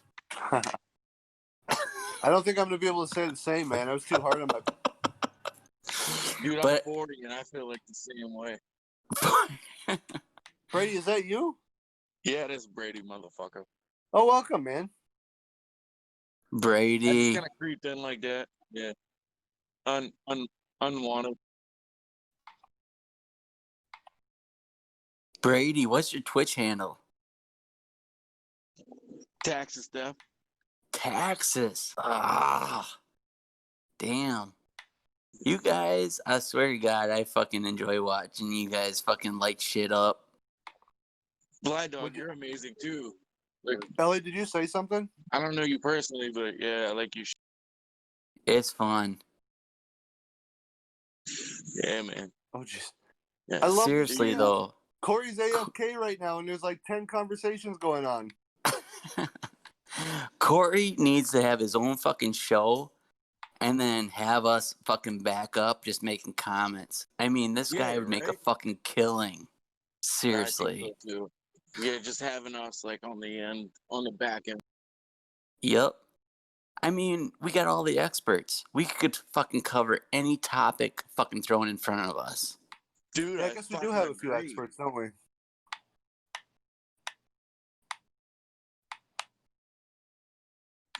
Blind Dog. Is he muted? They think I'm a joke, man. I don't think you're a joke. Who thinks you're a joke, Brady? Is Ellie out there still? She is, but I'm not sure if her mic's been muted on live side. Shit. I'll tell you what. We got the right fucking mix. We got the right people. We could fucking make $1 million plus. Tovar, Easy. you and I All have right, talked already. I'm back. What I'm up? just making jokes, man. Corey, we got this all figured out for you, man. We got your new fucking gig. Oh, yeah? What's that? Oh, man. All you got to do is bring in the guest, and we Yeah? can fucking hook you up with the shit to talk about. Okay. Yeah, That's you it. fucking All I have to A. do. Seriously, though, Corey, I appreciate your show. You fucking got Thanks, man. some good shit. Good fucking topics. Good guests. Yeah, dude. No, man. we're just trying to do the best we can, man. And like, I don't know. I appreciate your support, dude. You're the shit. No, it's been a lot of fun. I'm going to let you guys go. I got to right. fucking go mingle a little bit more. But Happy thank birthday, you so man. much. You guys have a good night. Happy birthday! Don't forget to Happy go to birthday, dude. Venmo and donate to Corey Adam Comedy on your birthday, because that's For what birthdays. real, bro. That's what birthdays mean to me. Also, don't forget your Twitch emotes. We got emotes now, baby. Tovar is coming soon. Happy birthday, buddy! Happy birthday, Blind Dog. Right on. Here's some more samples for you. Have a good night, guys. Excuse me, Good night, man. bitch. Have Later. fun. All right, Brady, you're on. What up? Hey, man, when are you gonna have a Texas Death thing with the exclamation point in front of it? I don't know. We can do that. Is that what your 17 messages in the chat room were about? No, I was actually asking like if you'd ever been to Santorini. That's what I want. Santorini, like the bar? No, Santorini, Greece. Oh no, The island. I've never been to Greece. It's fucking beautiful, man. Like the whitewashed domes. Sure. Oh my god, it's beautiful. Are you watching the fights? No. Nobody is. Nobody is watching these fucking fights. No one's excited for these fights, man. It's Need really to be. weird too, because we have the greatest female MMA practitioner of all time. Here's But a she's fun beating stat. everybody. Here's a fun stat that I don't know if you heard when I told Tom, right? Amanda Nunes has beat in the first round every other woman that has held the bantamweight belt. Yeah. I heard Holly that. Holm, Misha Tate, fucking Ronda Rousey, and she also stopped Cyborg round 1 as well. If that does Did she Not stop that, Kat too?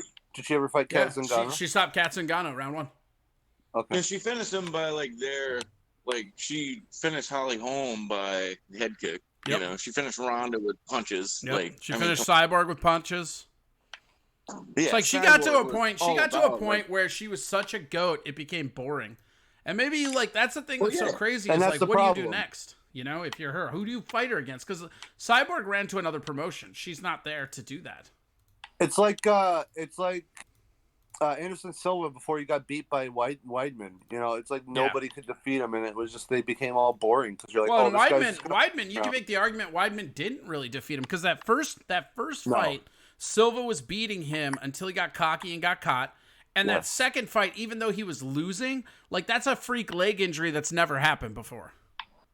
Ever. That was crazy. He was gonna lose that fight though. He was losing that fight. But it's just you can make the argument that he's never because Chris Weidman and Luke Rockhold were the two guys I always argued with Romero that were just the most overrated. Because we see them and we just think that they're going to be these people, but they just weren't. Agreed. No, I agree. Yeah, I agree totally with that. But Amanda Nunes, Cyborg was like the man of MMA, like the dude. Well, the thing about it is that in that era, you have Ronda Rousey's the Michael Jordan, right? And then you have, I don't know who Jordan's rival would be, Bird, Magic, like Drexler, I don't know, pick whoever, it doesn't matter. But the other big thing, and the thing about Rousey and Cyborg is that in the infant stages of women's MMA, you have these two people that could vie for GOAT, but they never fought each other for whatever reason. And Nunes actually get into the fucking Discord for MMA chat, Jay. We fucking do this all the time. Cyborg is a man. JB says Cyborg is a man. She is. What do you mean? You can be on Discord on your phone. JB, I can call you on fucking Facebook. I can call that into the system. Hey, Corey. Yeah, just mute us and call him. Hold on. Can you hear me? Yeah, one sec, dude. Hold on. Wait, I have a question. No, I told you to hold on. I'm muting you now. I'll come back to you. Hold on. That's what hold on means. It means hold on.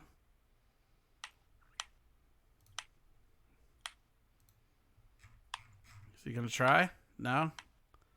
He is, but whatever. Okay, hold on. Brady, go ahead. Corey, can you hear me? Yep, go ahead. What about Sean O'Malley, yo?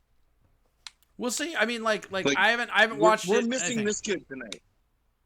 We're missing this kid fight tonight, and this kid is like a phenomenon. Yeah, maybe. I mean, I don't know. Great fighter. I don't think you can call Shane O'Malley a phenomenon yet. For me personally, but for me personally, you don't get to win your first 3 fights, test positive for steroids, come back and win 1 fight, and get me to crown you the next big thing. You just don't do that because you beat who? Chiesa? Who cares? Really? What? Steroids. Yeah, steroids. That kid tested positive for steroids. Mm-hmm. He's a fucking string bean. That's where he was for 2 years that nobody talks about. Not only did he test positive for steroids, but he also probably narked to shorten his sentence, like John Jones. How is a string bean gonna take steroids? I don't know. Probably through his arm would be my guess. So you really thought he took steroids? He tested positive for steroids and admitted he took steroids. Just Google Sean O'Malley. Sean O'Malley says he took steroids. I'm taking the man at his word. I will say this. I do respect him for that. When he tested positive for steroids, he wrote on there, yeah, Uncle Creepy, right? That's so fucking funny. Did you see how they had the mustache on Uncle Creepy's fucking face mask too? I was like, that's pretty good. But yeah, Sean O'Malley not only tested positive for steroids, but he's the one that broke the news, admitting and apologizing for doing it. So yes, I do think he took steroids. I thought that was weed, man. No, steroids. Okay, I didn't know that. Fuck Sean O'Malley. I mean, whatever. I don't care either, though. I'm not gonna here's the thing. Everybody does steroids. I'm not gonna this is. I'm always reminded of that Daniel Tosh joke, right? I can be juiced out of my mind. It doesn't mean I can hit a baseball out of the infield. Steroids isn't everything. It's just a recovery time. What I think they should do, and this JB's here. This might be a fun thing for you to weigh in on. I think that they should allow you to use steroids once you get over 40. Like, so if you're under 40, no steroids. But when you hit 40, go ahead and juice. If that's going to make your recovery time less, and that's what it takes to get fucking, like, a Romero fight into his 50s or fucking more Damian Maia fights, like, I'm into that. You like the older guys fighting? Yeah, I like the older guys fighting older guys. I don't like when the older guy fights because he should have retired and gets laid out. But, I mean, I don't know. Watching the ghost of Kent Shamrock fight Vanderlei Silva again is always funny. Yeah, but that should just be exhibitions. Those shouldn't be like all real, fights. like, All fights are implications. exhibitions. That's what fights are. They're literally exhibitions. Yeah, but most of them have implications on whether or not a guy's gonna get like a What's that? touchdown. Sure. Yeah, So why I mean- not start? And make Why not more start a money. senior league and then just do that? Exactly. Yes. Yes. That's what I'm talking about, JB. A roid division, dude. Get the We roid can tell belt. y'all going. if I'm not. No, I'm cool with that. Yeah, I'm not. I'm muted. Tovar, I muted you. I don't know what that clicking is, but it's gone. Yeah, I mean that's, Okay, that's the with kind of thing. Would the Roy belt be a picture of Bob from Fight Club on it? Whoa. Wow, Brian, you sound like horse shit. Was that Brian? It sounded like a robot. Yeah, it did. It's like, I want to know your MMA feedback. I am but a machine. Hello, I am MMA Feedback here. What are we going to speak about? Brock could be the roid champion of the world. Yeah, probably. I mean, you're not wrong. Like, I don't know. I also think, though, Brock Lesnar, like, that guy is just that way. I mean, he was big in college when they were testing him frequently. And, like, I don't know. Maybe I'm wrong, but I feel like collegiate college wrestling is pretty good for roid testing. But he's definitely doing roids in the WWE, for sure.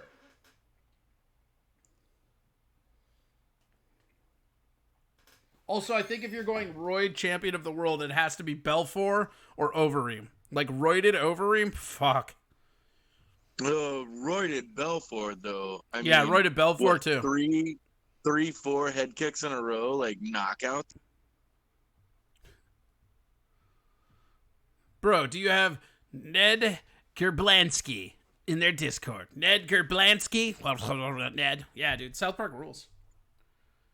All right, here. We're going to see. Brian, try to talk now. See if it's better. Yeah. Oh, that's way better. What up, dude? So tell us about the doxing shit. Brady, I'm muting you for a second. Brian, go. I saw online somewhere that Bob Kroll had gotten doxxed, so I did some searching and that was already down. And I found What do you mean it was already down? His home address. Okay. And then I looked around and I found another one and I screenshotted it and looked at it. And then I found there's also some political donations he did where he had to legally list his address, and I was able to find those too. So the genie's out of the bottle. His home address is down. So what happens now? I don't know. That's what I was asking you for. I mean, personally, I think it would be kind of neat if some protesters showed up at his house. Channel 4 could do the coverage. I mean, they have a newscaster right on site. Yeah.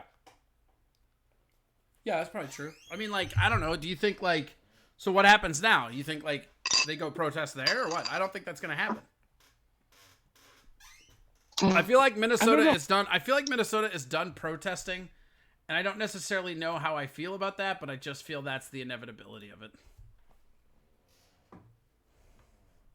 Jacob Fry got forced to do the walk of shame.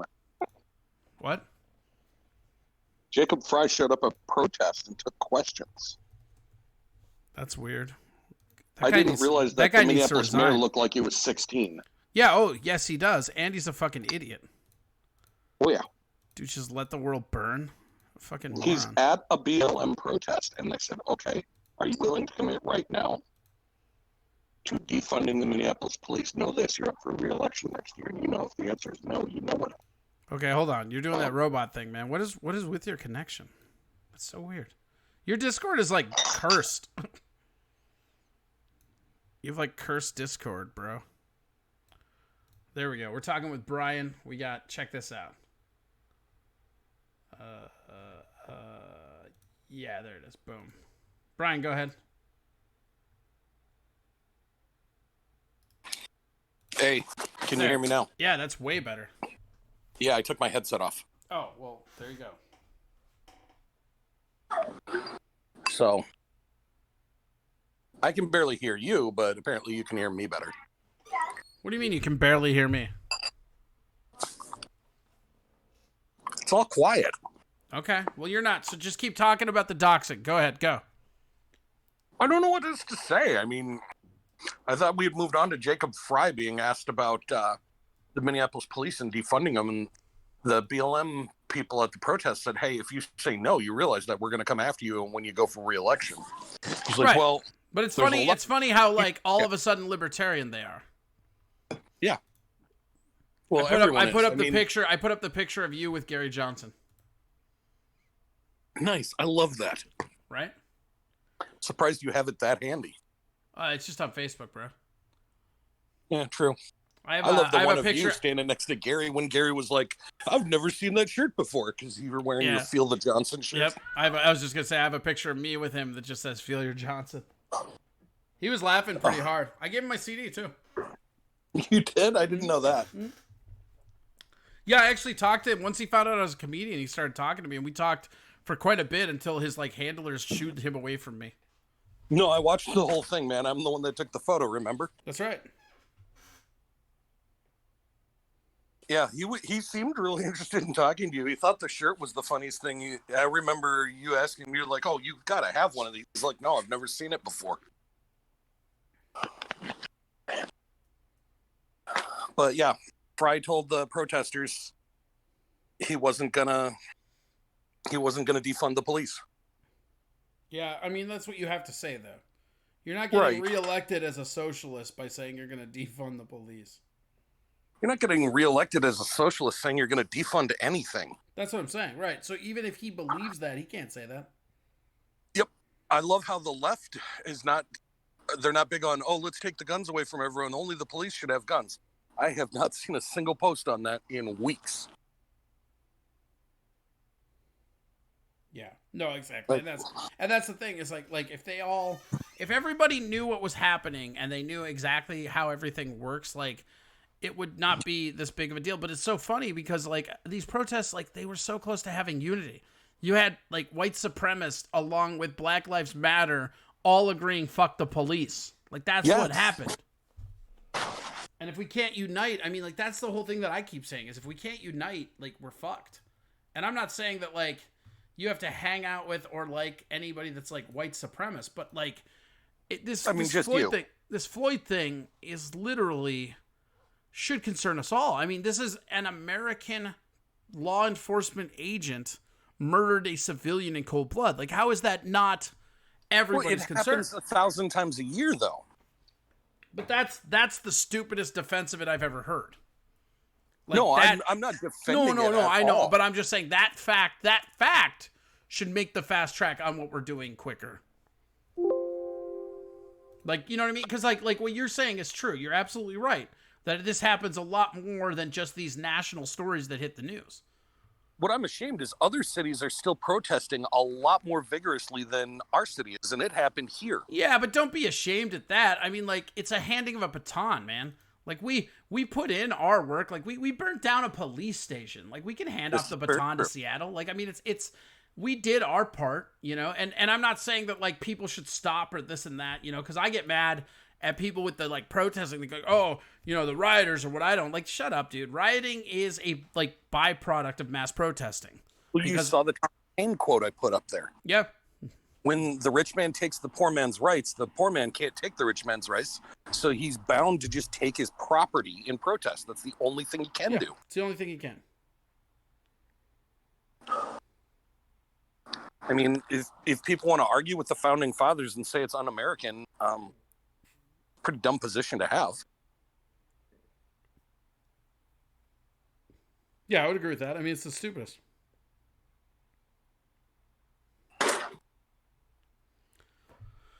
I just, like, where do we go from here, though? I mean, like, because I don't, like, I'm worried, and I was talking with Tovar about this. Where is Tovar? Here. Tovar, you're unmuted. I was talking to Tovar about this, too, is, like, it's weird because I don't feel like this is going to be this conduit of change. It seems like it's going to be swept under the rug, and it's going to be business as usual in fucking, 10 more days. Yeah, that's why I said I'm ashamed that we're not still going, because I'm afraid that people are going to go, oh, the restaurants and bars are open again. We have nothing to. I can either protest or I can go get drunk and try and fuck a fat chick. Right. And that's and like, most but it's people are not going to even, go, I'm going to get drunk and fuck a but fat it's not chick. even, but it's not even about that. It's about the fact that they were fighting to open shit. Tuesday says the sad reality is that meaningful change has never come without violence. No, you're not wrong, but like, it's true. No, he's not wrong. But the problem is that everybody that's advocating for violence is soft. All these Antifa people are soft. Like you don't have the stones for it. So then why threaten or talk about it, you know? Well, I told Tovar I'm too old to really be out there on the front lines. Right. But I could easily run a training class. 20 years ago, I would have been out there. I want to run a training class. You know, like I was telling you, you could make a very effective riot shield, 3 of them, out of a single Rubbermaid garbage can like they use in restaurants. They would probably deflect rubber bullets, and if they didn't, they would take most of the hit out of them, so you're not going to get hurt. You know, go to a thrift store, get an old snowmobile helmet. Carry traffic cones and water and, you know, silly string and shaving cream, so if they bust out the MRAPs, the mine-resistant ambush-protected vehicles, you just fill it, you know, teach them how to identify where the air intake is on it, and fill it with shaving cream. It shuts the vehicle down, and if they're not mobile, they're useless. Right. Because that's what it comes down to. Like, you're absolutely right. I mean, they need to, if they show up and they're ready, you know, pick the targets well. You know, why is the Minneapolis Police Department, the castle-looking building downtown, why isn't that under siege 24 hours a day? Yeah, I don't know. I mean, and why, you know, I mean, this is where us libertarians have been talking a bunch. It's like, I honestly believe, oh, what's up, Rusty Grammar? I saw that car video with you. Pretty good. Check out our sweet Corey Adam TwitchTok emotes, too, for subscribers. But yeah, Brian, to your point, like the main part about all this that's crazy to me is that this is something that us libertarians have been shouting forever. And I still hold this. If you were under a capitalist society, if you were under a free market society that you and I have both advocated for, right? Like let the free market go, right? You privatize everything. The moment that Jamal Clark thing happens, the first one of these, everybody in that office is fucking fired. And you don't have the other 4. You don't have a Philando Castile. You don't have any of the other shit. You don't have a George Floyd. Because those people are fired and replaced. But because of the way all the unions are set up, I mean, like Bob Kroll is the biggest example. When you get that high up as a cop and you're the union president, nobody can get rid of you. Like I said, if you're going to keep public police departments, the only solution there is to add the privatization of insurance. If those guys have to buy their own insurance, a guy like Bob Kroll, his monthly insurance payment would be $25,000-$30,000. He's killed, what, 7 people? At least 7 that he got caught on a mainstream for. Yeah. An insurance company, he's had, I knew this number at one point, I think it was like $1.8 million in settlements. Can you imagine if your insurance company for your car had paid out $1.8 million? Your insurance company would go, yeah, you're going to be $30,000 a month to drive. Hold on. JBTV just wrote, I want to show support in physical form for people, but I've been out of work for months. Maybe I'll send a Hallmark card that is super aggressive for support instead. That's so great. I love that so much. Like, hey, assholes, fuck you. Happy anniversary of shooting innocent people, you fucking asshole cops. Tax Steph says, shout out to Nola for keeping the peace. So he's gone through. Yeah, New Orleans is real good about hardships because they're practiced. And I'm not saying that that's good. It's not. But they are doing a good job. Brian, where do you think it goes from here then? Like, what do you think's the next step? Should be or is? Well, okay, let's go both. What do you think the next step should be?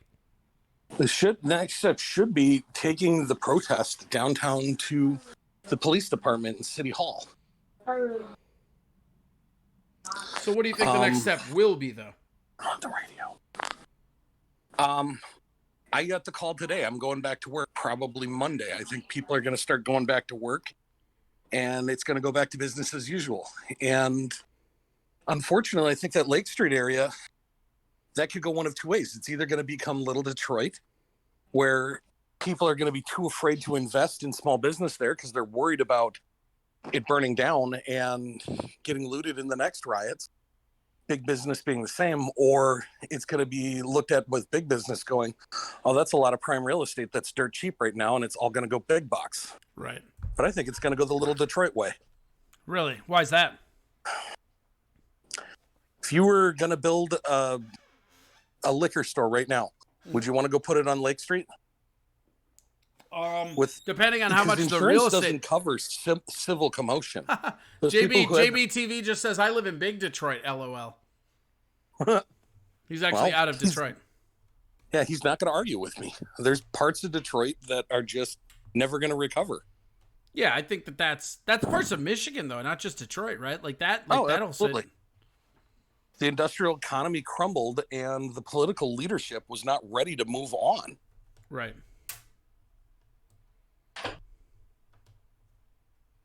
So what happens then? Like, so once, like, because here's what's going to happen, right? I'll tell you what's going to happen.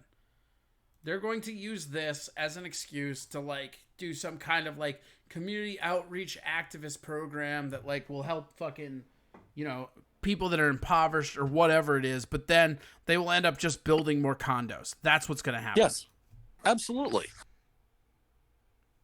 I don't see any small business people with the kind of money necessary to start a small liquor store, a smoke shop, a CBD store, whatever. I wouldn't put my money on Lake Street. I would be too worried that the cops are going to shoot someone else again on video, right? And this whole thing's going to replay itself. Oh, come on. That's not a legit fear. They've only done that, like, nationally once a year for 5 years. Come on, dude. Well, that's just Minnesota. Yeah, no, that's what I'm saying. I'm saying here. Spread. What if next time the riots happen because someone got shot in Houston or LA or Chicago or Miami? I mean, those are also concerns. You got me there. You know, insurance doesn't cover this stuff. Yet. I mean, it's a specifically excluded thing is civil commotion.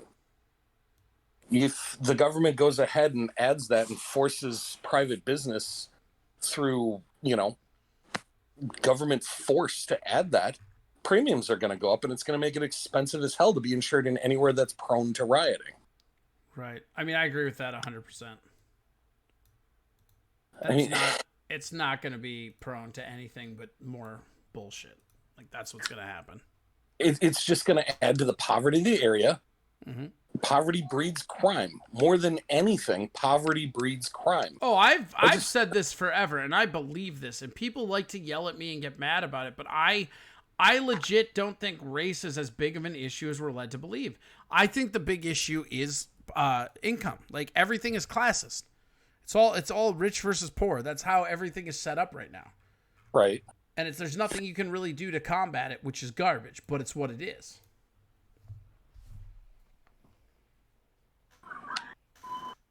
Positive point? I don't know that I've got one. Right. Nobody does. That's the whole thing. Like, the whole thing about it is that we have this moment where you can either pop in or pop down. It doesn't matter. Either something's going to change legislatively, whether it's insuring the police, demilitarizing them, defunding them and going private. Something's better happen in the next 6 weeks, or it's not going to until the next round of riots. Yeah. No, I hear that. But there is going to, either way, there's going to be a next round of riots. Oh, yeah. No, there has to be. There's no way there's not. I mean, the genie's out of the bottle. We know that if they piss us off too much, JB says race being an issue is a mask for the 1%. I agree with you kind of. I don't think it's just that, but yes, like all of the race issues to me, all of the race issues are just systemic poverty issues. Like, we freed black people, but then we didn't really free them everywhere equally. So then you have these systemic things, and that's okay to acknowledge and work past, but like This idea that, like, I just believe that, like, yes, we're seeing more of these because everybody has video cameras, but you go outside, you go interact with your community, go anywhere. I just don't think race is as big of an issue as it was in the 50s, 60s, 70s, or 80s. It's like the natural progression of things. We are less racist than our grandparents. Our grandkids will be less racist than us. It's just how a cultural mixing pot works. But I think that the people that are here that experience the lesser degrees of it that are still continuing are much, much more upset about it. Yeah, I would think so. You know, did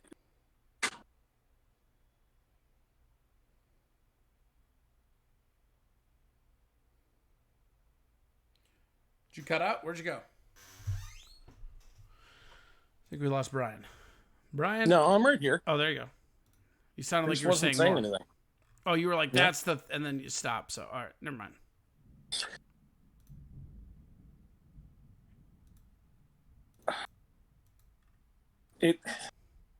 I mean, well, you look at it in the terms of the 50s. If this had happened in the 50s and we'd had race riots, I mean, does everyone in this discussion, are they all aware of the bombing of Tulsa that the police did? Like Black Wall Street you're talking? Yeah. I mean, you can't tell me that this scale of protest with people mixing in different, groups, they would have just shot everyone and called it an A. And I don't mean rubber bullets. They would have fired live ammo into these crowds. This wouldn't have been a thing. That's what I kept telling people with the National Guard. Everybody kept, like, Tovar and I talked about it too, but, like, everybody kept talking about the National Guard. Oh, they're going to open fire on civilians. And I'm like, they're not. Like, I could see the cops doing that, I guess, but I cannot imagine a military general ordering his troops to open fire on civilians with live rounds. It's never going to happen. That goes against everything they're sworn in to do. And they get brainwashed in boot camp from the ground up to be in the system. Like the system of like the military process that you respect as somebody in the service doesn't allow for a military general to order his troops to shoot live ammunition on the civilians. It just doesn't allow that. Right. I mean, and who knew that the Sixth Amendment was going to come into play here? Oh, I feel like all the amendments are going to come into play eventually here. Like, it's crazy. It's just like every amendment. It's just fucking amendment roulette out there. Oh, shit! Oh, shit! Oh, shit! All right. Well, Brian, I'm going to let you go. Thank you for that. Are you gonna play some Pirates later? Yeah, I'm playing some GTA. If Tovar would get on, I've got to deliver some drugs and guns. Fuck yeah. Here is I'm going to games it. If you're not following TwitchTok Cast, that's where we play all the games, which is super awesome. So Tuesday 976 says, goes with the adage of, if we don't learn from the past, we're forced to repeat. Yes, no, that's exactly what happens. And actually, Brian, if he's still here, can probably vouch for this. Like the biggest frustration about being a libertarian is that you give examples of the past because it all like there's not a single government in history that once they strayed from individualism wasn't worse off. Not one. Absolutely. You cannot violate the rights of an individual and uphold the rights of the collective. It's not possible. Collectivism is bullshit. It's like Keynesian economics. Keynesian economics, people will argue till they're blue in the face, but the problem is nobody fucking does it because the whole principle of that economic pattern is you borrow when you need to and you pay back when you can, and we never pay back. JBTV says true, but people are making a living off pointing out race issues. If the race issues are claimed to be solved, then they become worthless. It's a business to have us hating each other. Oh, I agree with that 100%. I mean, I legit believe, Brian, I'm gonna let you go. Thank you so much. We'll see you later, man. We're gonna sail later, okay? Okay. All right, buddy. That was Brian McCormick, libertarian activist, and ran for some office that I forget, but I should remember, but I don't. So there we go. No, JBTV, you're absolutely right though. Like the whole idea is that the system that's in place, it's incentivized to keep us divided, because as long as it keeps us at each other's throats, we can't overtake them. It's us versus them. It has been for a while. And the idea that that's the exact reason why we'll never fix the actual government system. Because what we need is we need a president and some senators that understand they need to vote on less jobs for them. They need to downsize the government, and that will never fucking happen. That's the problem. And it's just trash. Ugh, whatever. Tovar, what do you think of all this shit? I think we're fucked. Yeah, I mean, it really just kind of feels like we're fucked, right?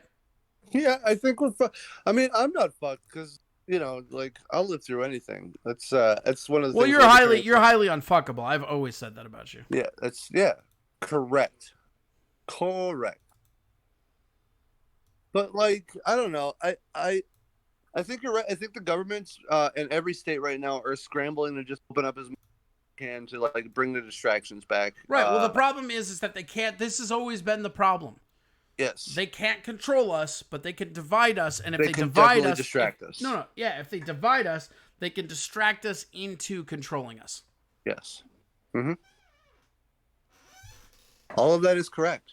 Right. And it's all fucking garbage. Garbage trash. But I don't know. I see a lot of, like, okay, so, like, saying that the protests have died down. Like, today was one of the biggest protests that I've seen in a long time in Minnesota and Northeast Minneapolis. It was a huge, like, multi-thousand people Doesn't protest. matter. Did they burn down a police station? Yeah, I mean, but you got to understand that a lot of that was, like, the provocateurs coming in from out of state. And, sure, like, but deploying, did you notice how that sentence began? Yeah, but.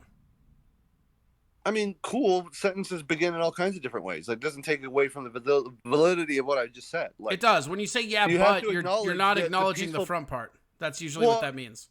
You're also not acknowledging that the fact that, like, part of the faction that burnt down the police station just isn't there anymore. It just isn't. Right, but it doesn't. I'm not acknowledging that. I don't think that's relevant. That doesn't, like, who burnt down the police station doesn't matter. Like, the imagery of the civilians jumping up and burning down a police station, that is a clip that will be shown across history for the rest of our times.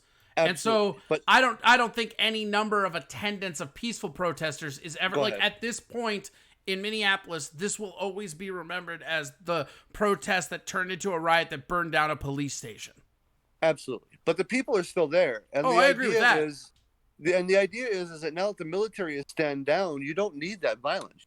You keep, like, shutting down and burning down police stations. You just need to show up and show the government that you're not going away anytime soon. Right, but you could make the argument you never needed to burn down a police station. What I'm saying is that there is, like, that second day, that second and third day, there was such this, like, crazy uproar.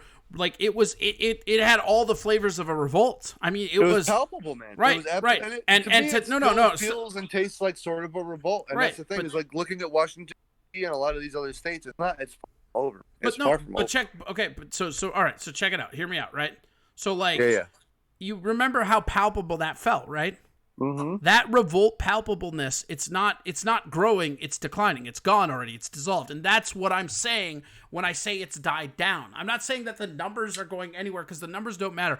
I'm saying this precipice moment that felt like, oh shit, are we fucking doing this? Let's fucking do this. That's gone. It felt like it was dying down until today when the military stepped down. I'm telling you, man, like, these protests literally amplified today because the military stepped down. Like, it's the same thing as everything. It's a sine wave. It's going to have ebbs and flows. That's going to happen. But I'm saying that, like, the demonstrations, right, the protests, right? Yes. Those don't really affect change historically. The riots, and when there's civil unrest, that can.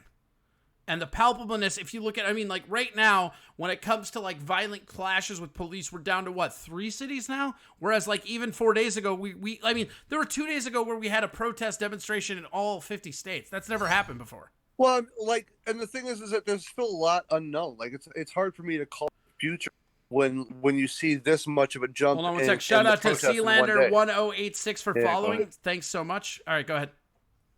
Well, I'm just saying, like, we've seen a huge one-day spike in protests just from the military spiking back. Sure. Like, I'm not saying that the violence is back or the violence has gone away, but I'm saying that, like, I'm not folding up my cards and saying that it's done yet, because obviously the people are still there, and there's still a lot of fucking change happening. I mean, you're seeing this government, especially here in Minnesota, concede a lot of shit to try and keep people from becoming violent. I mean, look at how fast they charge those. Yeah, but that's going to only add to violence. because when you hastily charge people, you get a lot of stuff that's not admissible in court. And when these guys walk, and no, hear me out. When these guys walk, because they were only misapplying technique, they were told, right, it's going to burn twice as much. And that's what I'm saying. It needs to happen.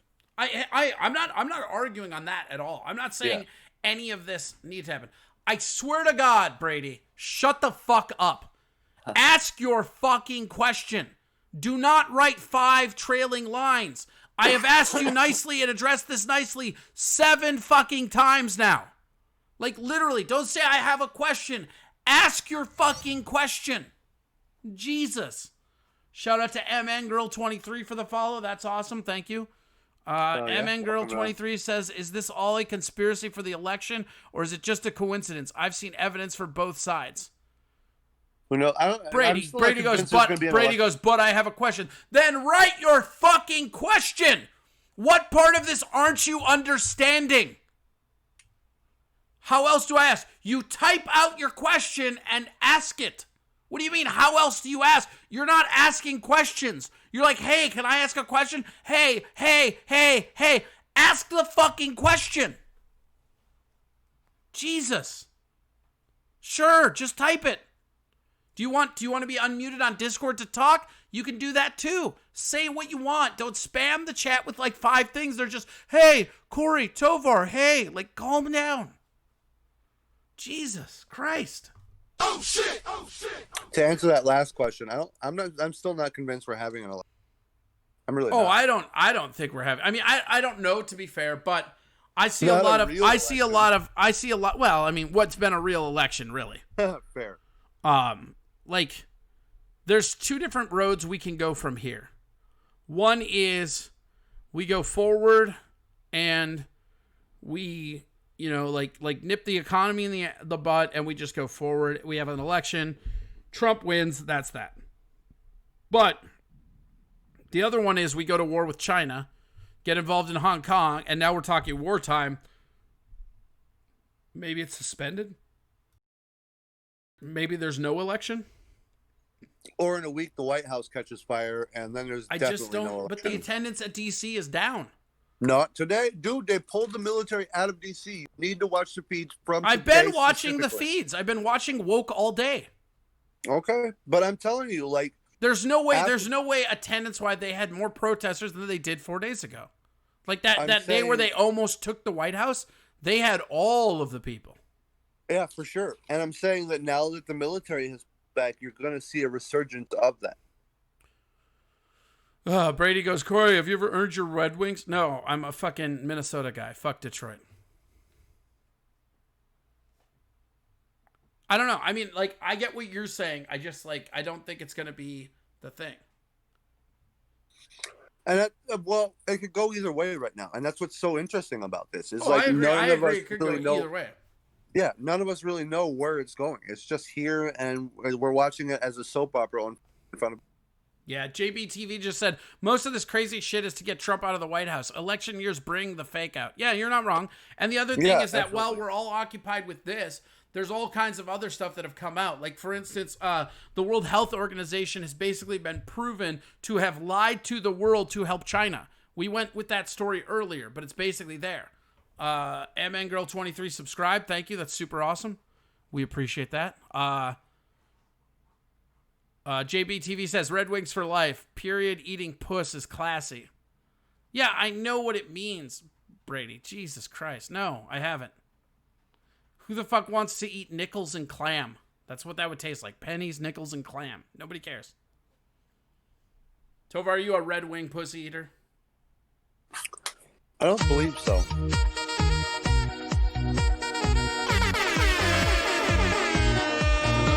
Boom.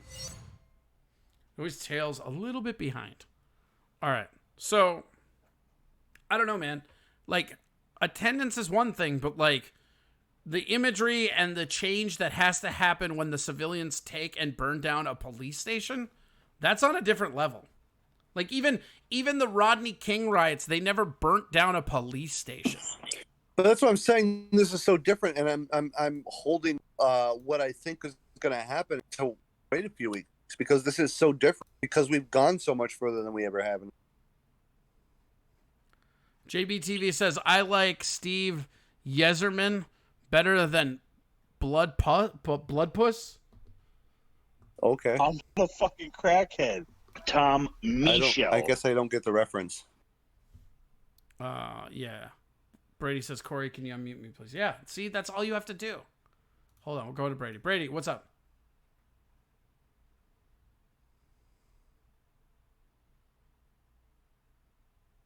We'll have to give him a minute. I don't think he was prepared for immediate gratification. MN Girl 23 says, will anybody be held accountable for the police bring station? Yes. All of the citizens in Minneapolis will be held accountable when they have to have a tax raise and pay for all the vandalism of city property. This is why burning down a police station is really stupid, right?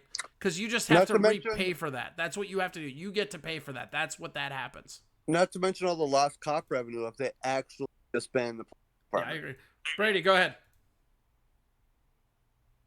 Oh, I thought you said tax. I thought you were calling me in when you said that. My bad. Tax, go ahead. Tax? Who's tax? You are. What the fuck do you want? I don't like taxes at all, dude. Fuck taxes. Oh my God. What? What do you want? Hi, you're unmuted. What do you want? Income tax is theft, man. What? Okay, that's what you wanted? What you wanted? Wait. Oh, you want me to talk? Yes, I unmuted you to talk. Why are you so fucking bad at this? Oh, no, this is cool, man. Hey, what's up, everybody? Can they hear me? Yes, they can fucking hear you. Hey, y'all. What's up? How's everything going?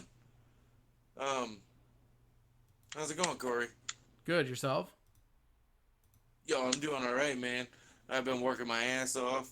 You know, I've been working in the yard. I put in the microwave up under the stove today. Took a couple people, but we got it done. Had to redo some electrical wires and shit. It's all good, man. Doing good. How about you? Good, I'm doing fine. Yeah, that's good. You watching them fights tonight? Yeah, as soon as I'm done on here, I will hop over and watch the fights. Yeah, that's kind of what I'm doing. If it was a better fight, I would watch them right now, but it's not, so I won't. Yeah, I'm not too excited about this shit either, to be honest. Like, I mean, it's fun, but it's more fun to watch, like, the analysis afterward with stuff like this, you know? Yeah, I mean, I'll watch them. I don't care. Like, I'm not going to postpone. Like, the last one, I postponed the show to do an after show of because I thought it would be the biggest card ever. But I look at this, and there's some real inside baseball to the hardcores. But, I mean, for the casual outside of noons, there's not really a fight on this card. Yeah, so it's not really worth talking about, right? Right. Yeah, that makes sense. What about Khabib and Justin? What about it? I mean, that's kind of worth talking about, yeah. Right, but it's not even done yet. Like, we're not even guaranteed that that's going to happen because I guarantee you Conor is trying to get to Gaethje first. Wait a minute. I thought that fight already happened. I thought we was talking about what happened after. Khabib and Gaethje? Yeah, for sure, man. That already happened. No, you think Tony and Gaethje happened, not Khabib and Gaethje. No. Khabib and Gaethje already happened, dude. No, it didn't. Yeah, Khabib won. Okay, that's not true, but all right. You're not even going to play into it at all, are you? Play into what? What are you even doing? I don't know what you're doing. You write like 17 lines to ask me if I eat pussy on a period, and then you tell me to unmute you, and then I don't even know what you're trying to do. Just having fun with you, man. You're getting really riled up, and I love it. Well, I've told you like 7 times now. Like, you can just ask a question. You don't have to go Corey, or Tovar. Yeah, but you like it. Ugh. Fine. You love it, dude. Well, you know, you love it. it's dude, just that dope cuck All right. life. I'm muting you. Here we go. Tovar. Yeah? Where do we go? What's going to happen with the riots and shit? What's happening? Dude, I think we're gonna know in another week, because right now what you're seeing is like states all across the country trying to like placate and open everything back up to just like distract everybody. And like what like is going to be the most curious thing is to see if people take the bait or not. You know, if we still see crowds like this in a week, that's a really good thing. You know, like I don't know, like I think that violent protest absolutely does change things, right? But I don't think that I don't think nonviolent any protest protest is completely really. useless. I don't think any protest is really like, I don't know. I'm one of those guys that like I'm on the fence of it ever really doing anything, because outside of like Martin Luther King and like AIDS vaccines, it's never done anything. Yeah, but you just listed 2 instances of where it did something, so it's Right, definitely but- like it's a tool that can be But used if it's statistically, used right. but statistically, that represents less than 1% of all of them. I mean, it's like 0.03. It's a statistical sure. zero. But you got to remember that it's only in the last 50 years where we stopped just mass murdering anybody that decides to protest out in front of the State House. I mean, in this country. In this country, absolutely right. Absolutely. I just, right. I mean, I don't know. It feels real different, but I don't think it'll change anything. I hope it does. I hope I'm wrong. I hope next year we're sitting here and going, Right. God, all this change that came about because that would be awesome. But I just don't see it happening. Indifferent, man. I'm still indifferent because I honestly, if they disband MPD, that changes everything for forever. Well, I I've don't been necessarily advocating think to it's a good way. privatize everything for years. Yes, but Like they're not going to do it right. They're not Right. going to do it right. Well, they're not going to do anything right. That's why the government should have as little power as possible. There's not a single thing that the government does better than a private-owned business. Not one. Well, and what they're going to do is they're going to ban chokeholds without teaching these fuckers how to actually. Right, and then what happens when the death of cops go through the roof? Is that something It's we're not- just going to it's be not- okay? I don't think that's going to be the case. I think I what's going to think happen it is will. they're just going to grab their guns quicker. I think that because they can't fucking chokehold people, more people are going to die because of it. And that's what people don't realize. Taxes Theft says, Corey, why not ask me about the rights? Because you wasted all your fucking time. You've been boring this show down for like 40 minutes. So, like, you had a chance. I had you unmuted twice, and you didn't bring up anything about the riots. That's on you. I didn't do that. That's on you, bro. That's on you. Ugh. Yeah, I didn't think about that. Rein your co-host in, Tovar. No way. He's, Okay. he's here to create chaos because that's why I hired him to. Oh, good. Good. Yeah, man. Well, at least there's chaos now for some reason. Seeing as how your other 2 co-hosts just decide at will when they show up, least I could do is give Tom his shows rating. up all the time. Doima is a very flaky guy, but he was your guy. He's busy though. He went back to work. Mm-hmm. He's got a very prosperous life in that area. I'm not knocking him. All right. Well, tell people where to get a hold of you, Tovar. Steven Tovar 79 on Instagram and Steven. You cut out Steven Tovar on Instagram. What's the other one? And Friday with Friends on Facebook. All right. Well, thank you so much, buddy. Thank you so much. All right. We gonna sail later? Sure. I mean, watch those fights. I'm gonna hang out on HTA until. All right. Follow us on TwitchTok Cast. There we go. Perfect. All right. Have a good one, buddy. You too, man. Thanks. Amen Girl says, are the people still putting bricks and whatnot on the streets because of chaos? I've stayed on Facebook. I have no idea. No. Yeah, I figure if the answer is, are they doing this less? The answer is no. They're doing it as much as always. All right. We're going to get out of here. We're going to deafen ourselves to, let's see here. We can unmute. There we go. All right. Yeah, I guess that's kind of our show for tonight. You see, I take these. Wait. I'm a fucking crackhead. Tom is a fucking crackhead. Little skull. Oh shit! Excuse me, bitch. Excuse me, bitch. Also, shout out to Bly Dog. It's his fucking birthday. Shout out to JBTV. If you're not, go over and follow him. Smash that. That's super awesome. You guys have been awesome, man. You know what? We're gonna move to the end phase. Here we go. Boom. And we're here. Don't forget to go over to Venmo and donate what you can. Everything helps. Go to Corey Adam Comedy on Venmo or go to CoreyAdamComedy@gmail.com on PayPal. Everything you give goes directly into the show and makes it better for you, the listener, as an experience. Thanks to Tovar, Brian, Brady, Tuesday, Jeremy. I don't know what he wants me to call him. All this shit is dope. You guys have been awesome. Yeah. If you want to tonight, we're going to be playing some games. So go over to the JBTV says you put in the work for sure. Yeah, it looks better, right? I mean, I'm trying. Like, I don't know what the fuck I'm doing. Again, shout out to JBTV. not only is he here, but he also subscribed after losing a bet. So he's a fucking man that doesn't welch on his bets, and I fucking love that. So go over and follow him. He also has a lot of really awesome emotes. If you go over and subscribe to him, you get cool stuff like all of these. That's super rad.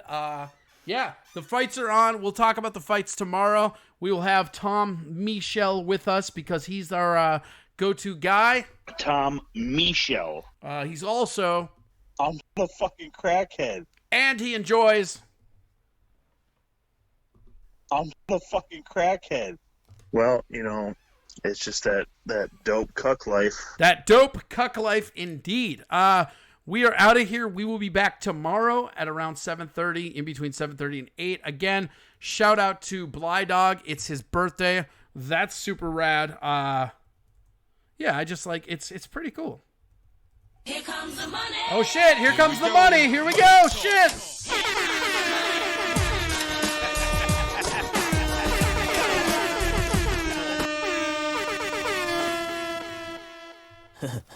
That would be cool. Oh yeah. Oh yeah. All right. You guys have been awesome. We will see you tomorrow, bitches. We're coming back tomorrow.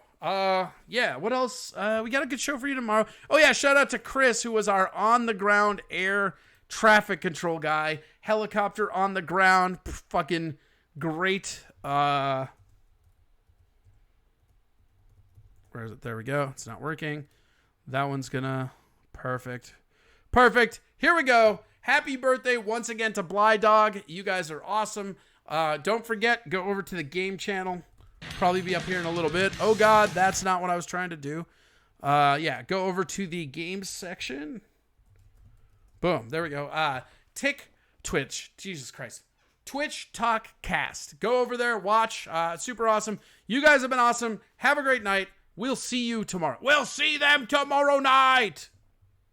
Well, you know, it's just that dope cuck life. I'm the fucking crackhead. Tom Michel. Oh shit! Excuse me, bitch! Apology accepted. From time to time. Doing terrific.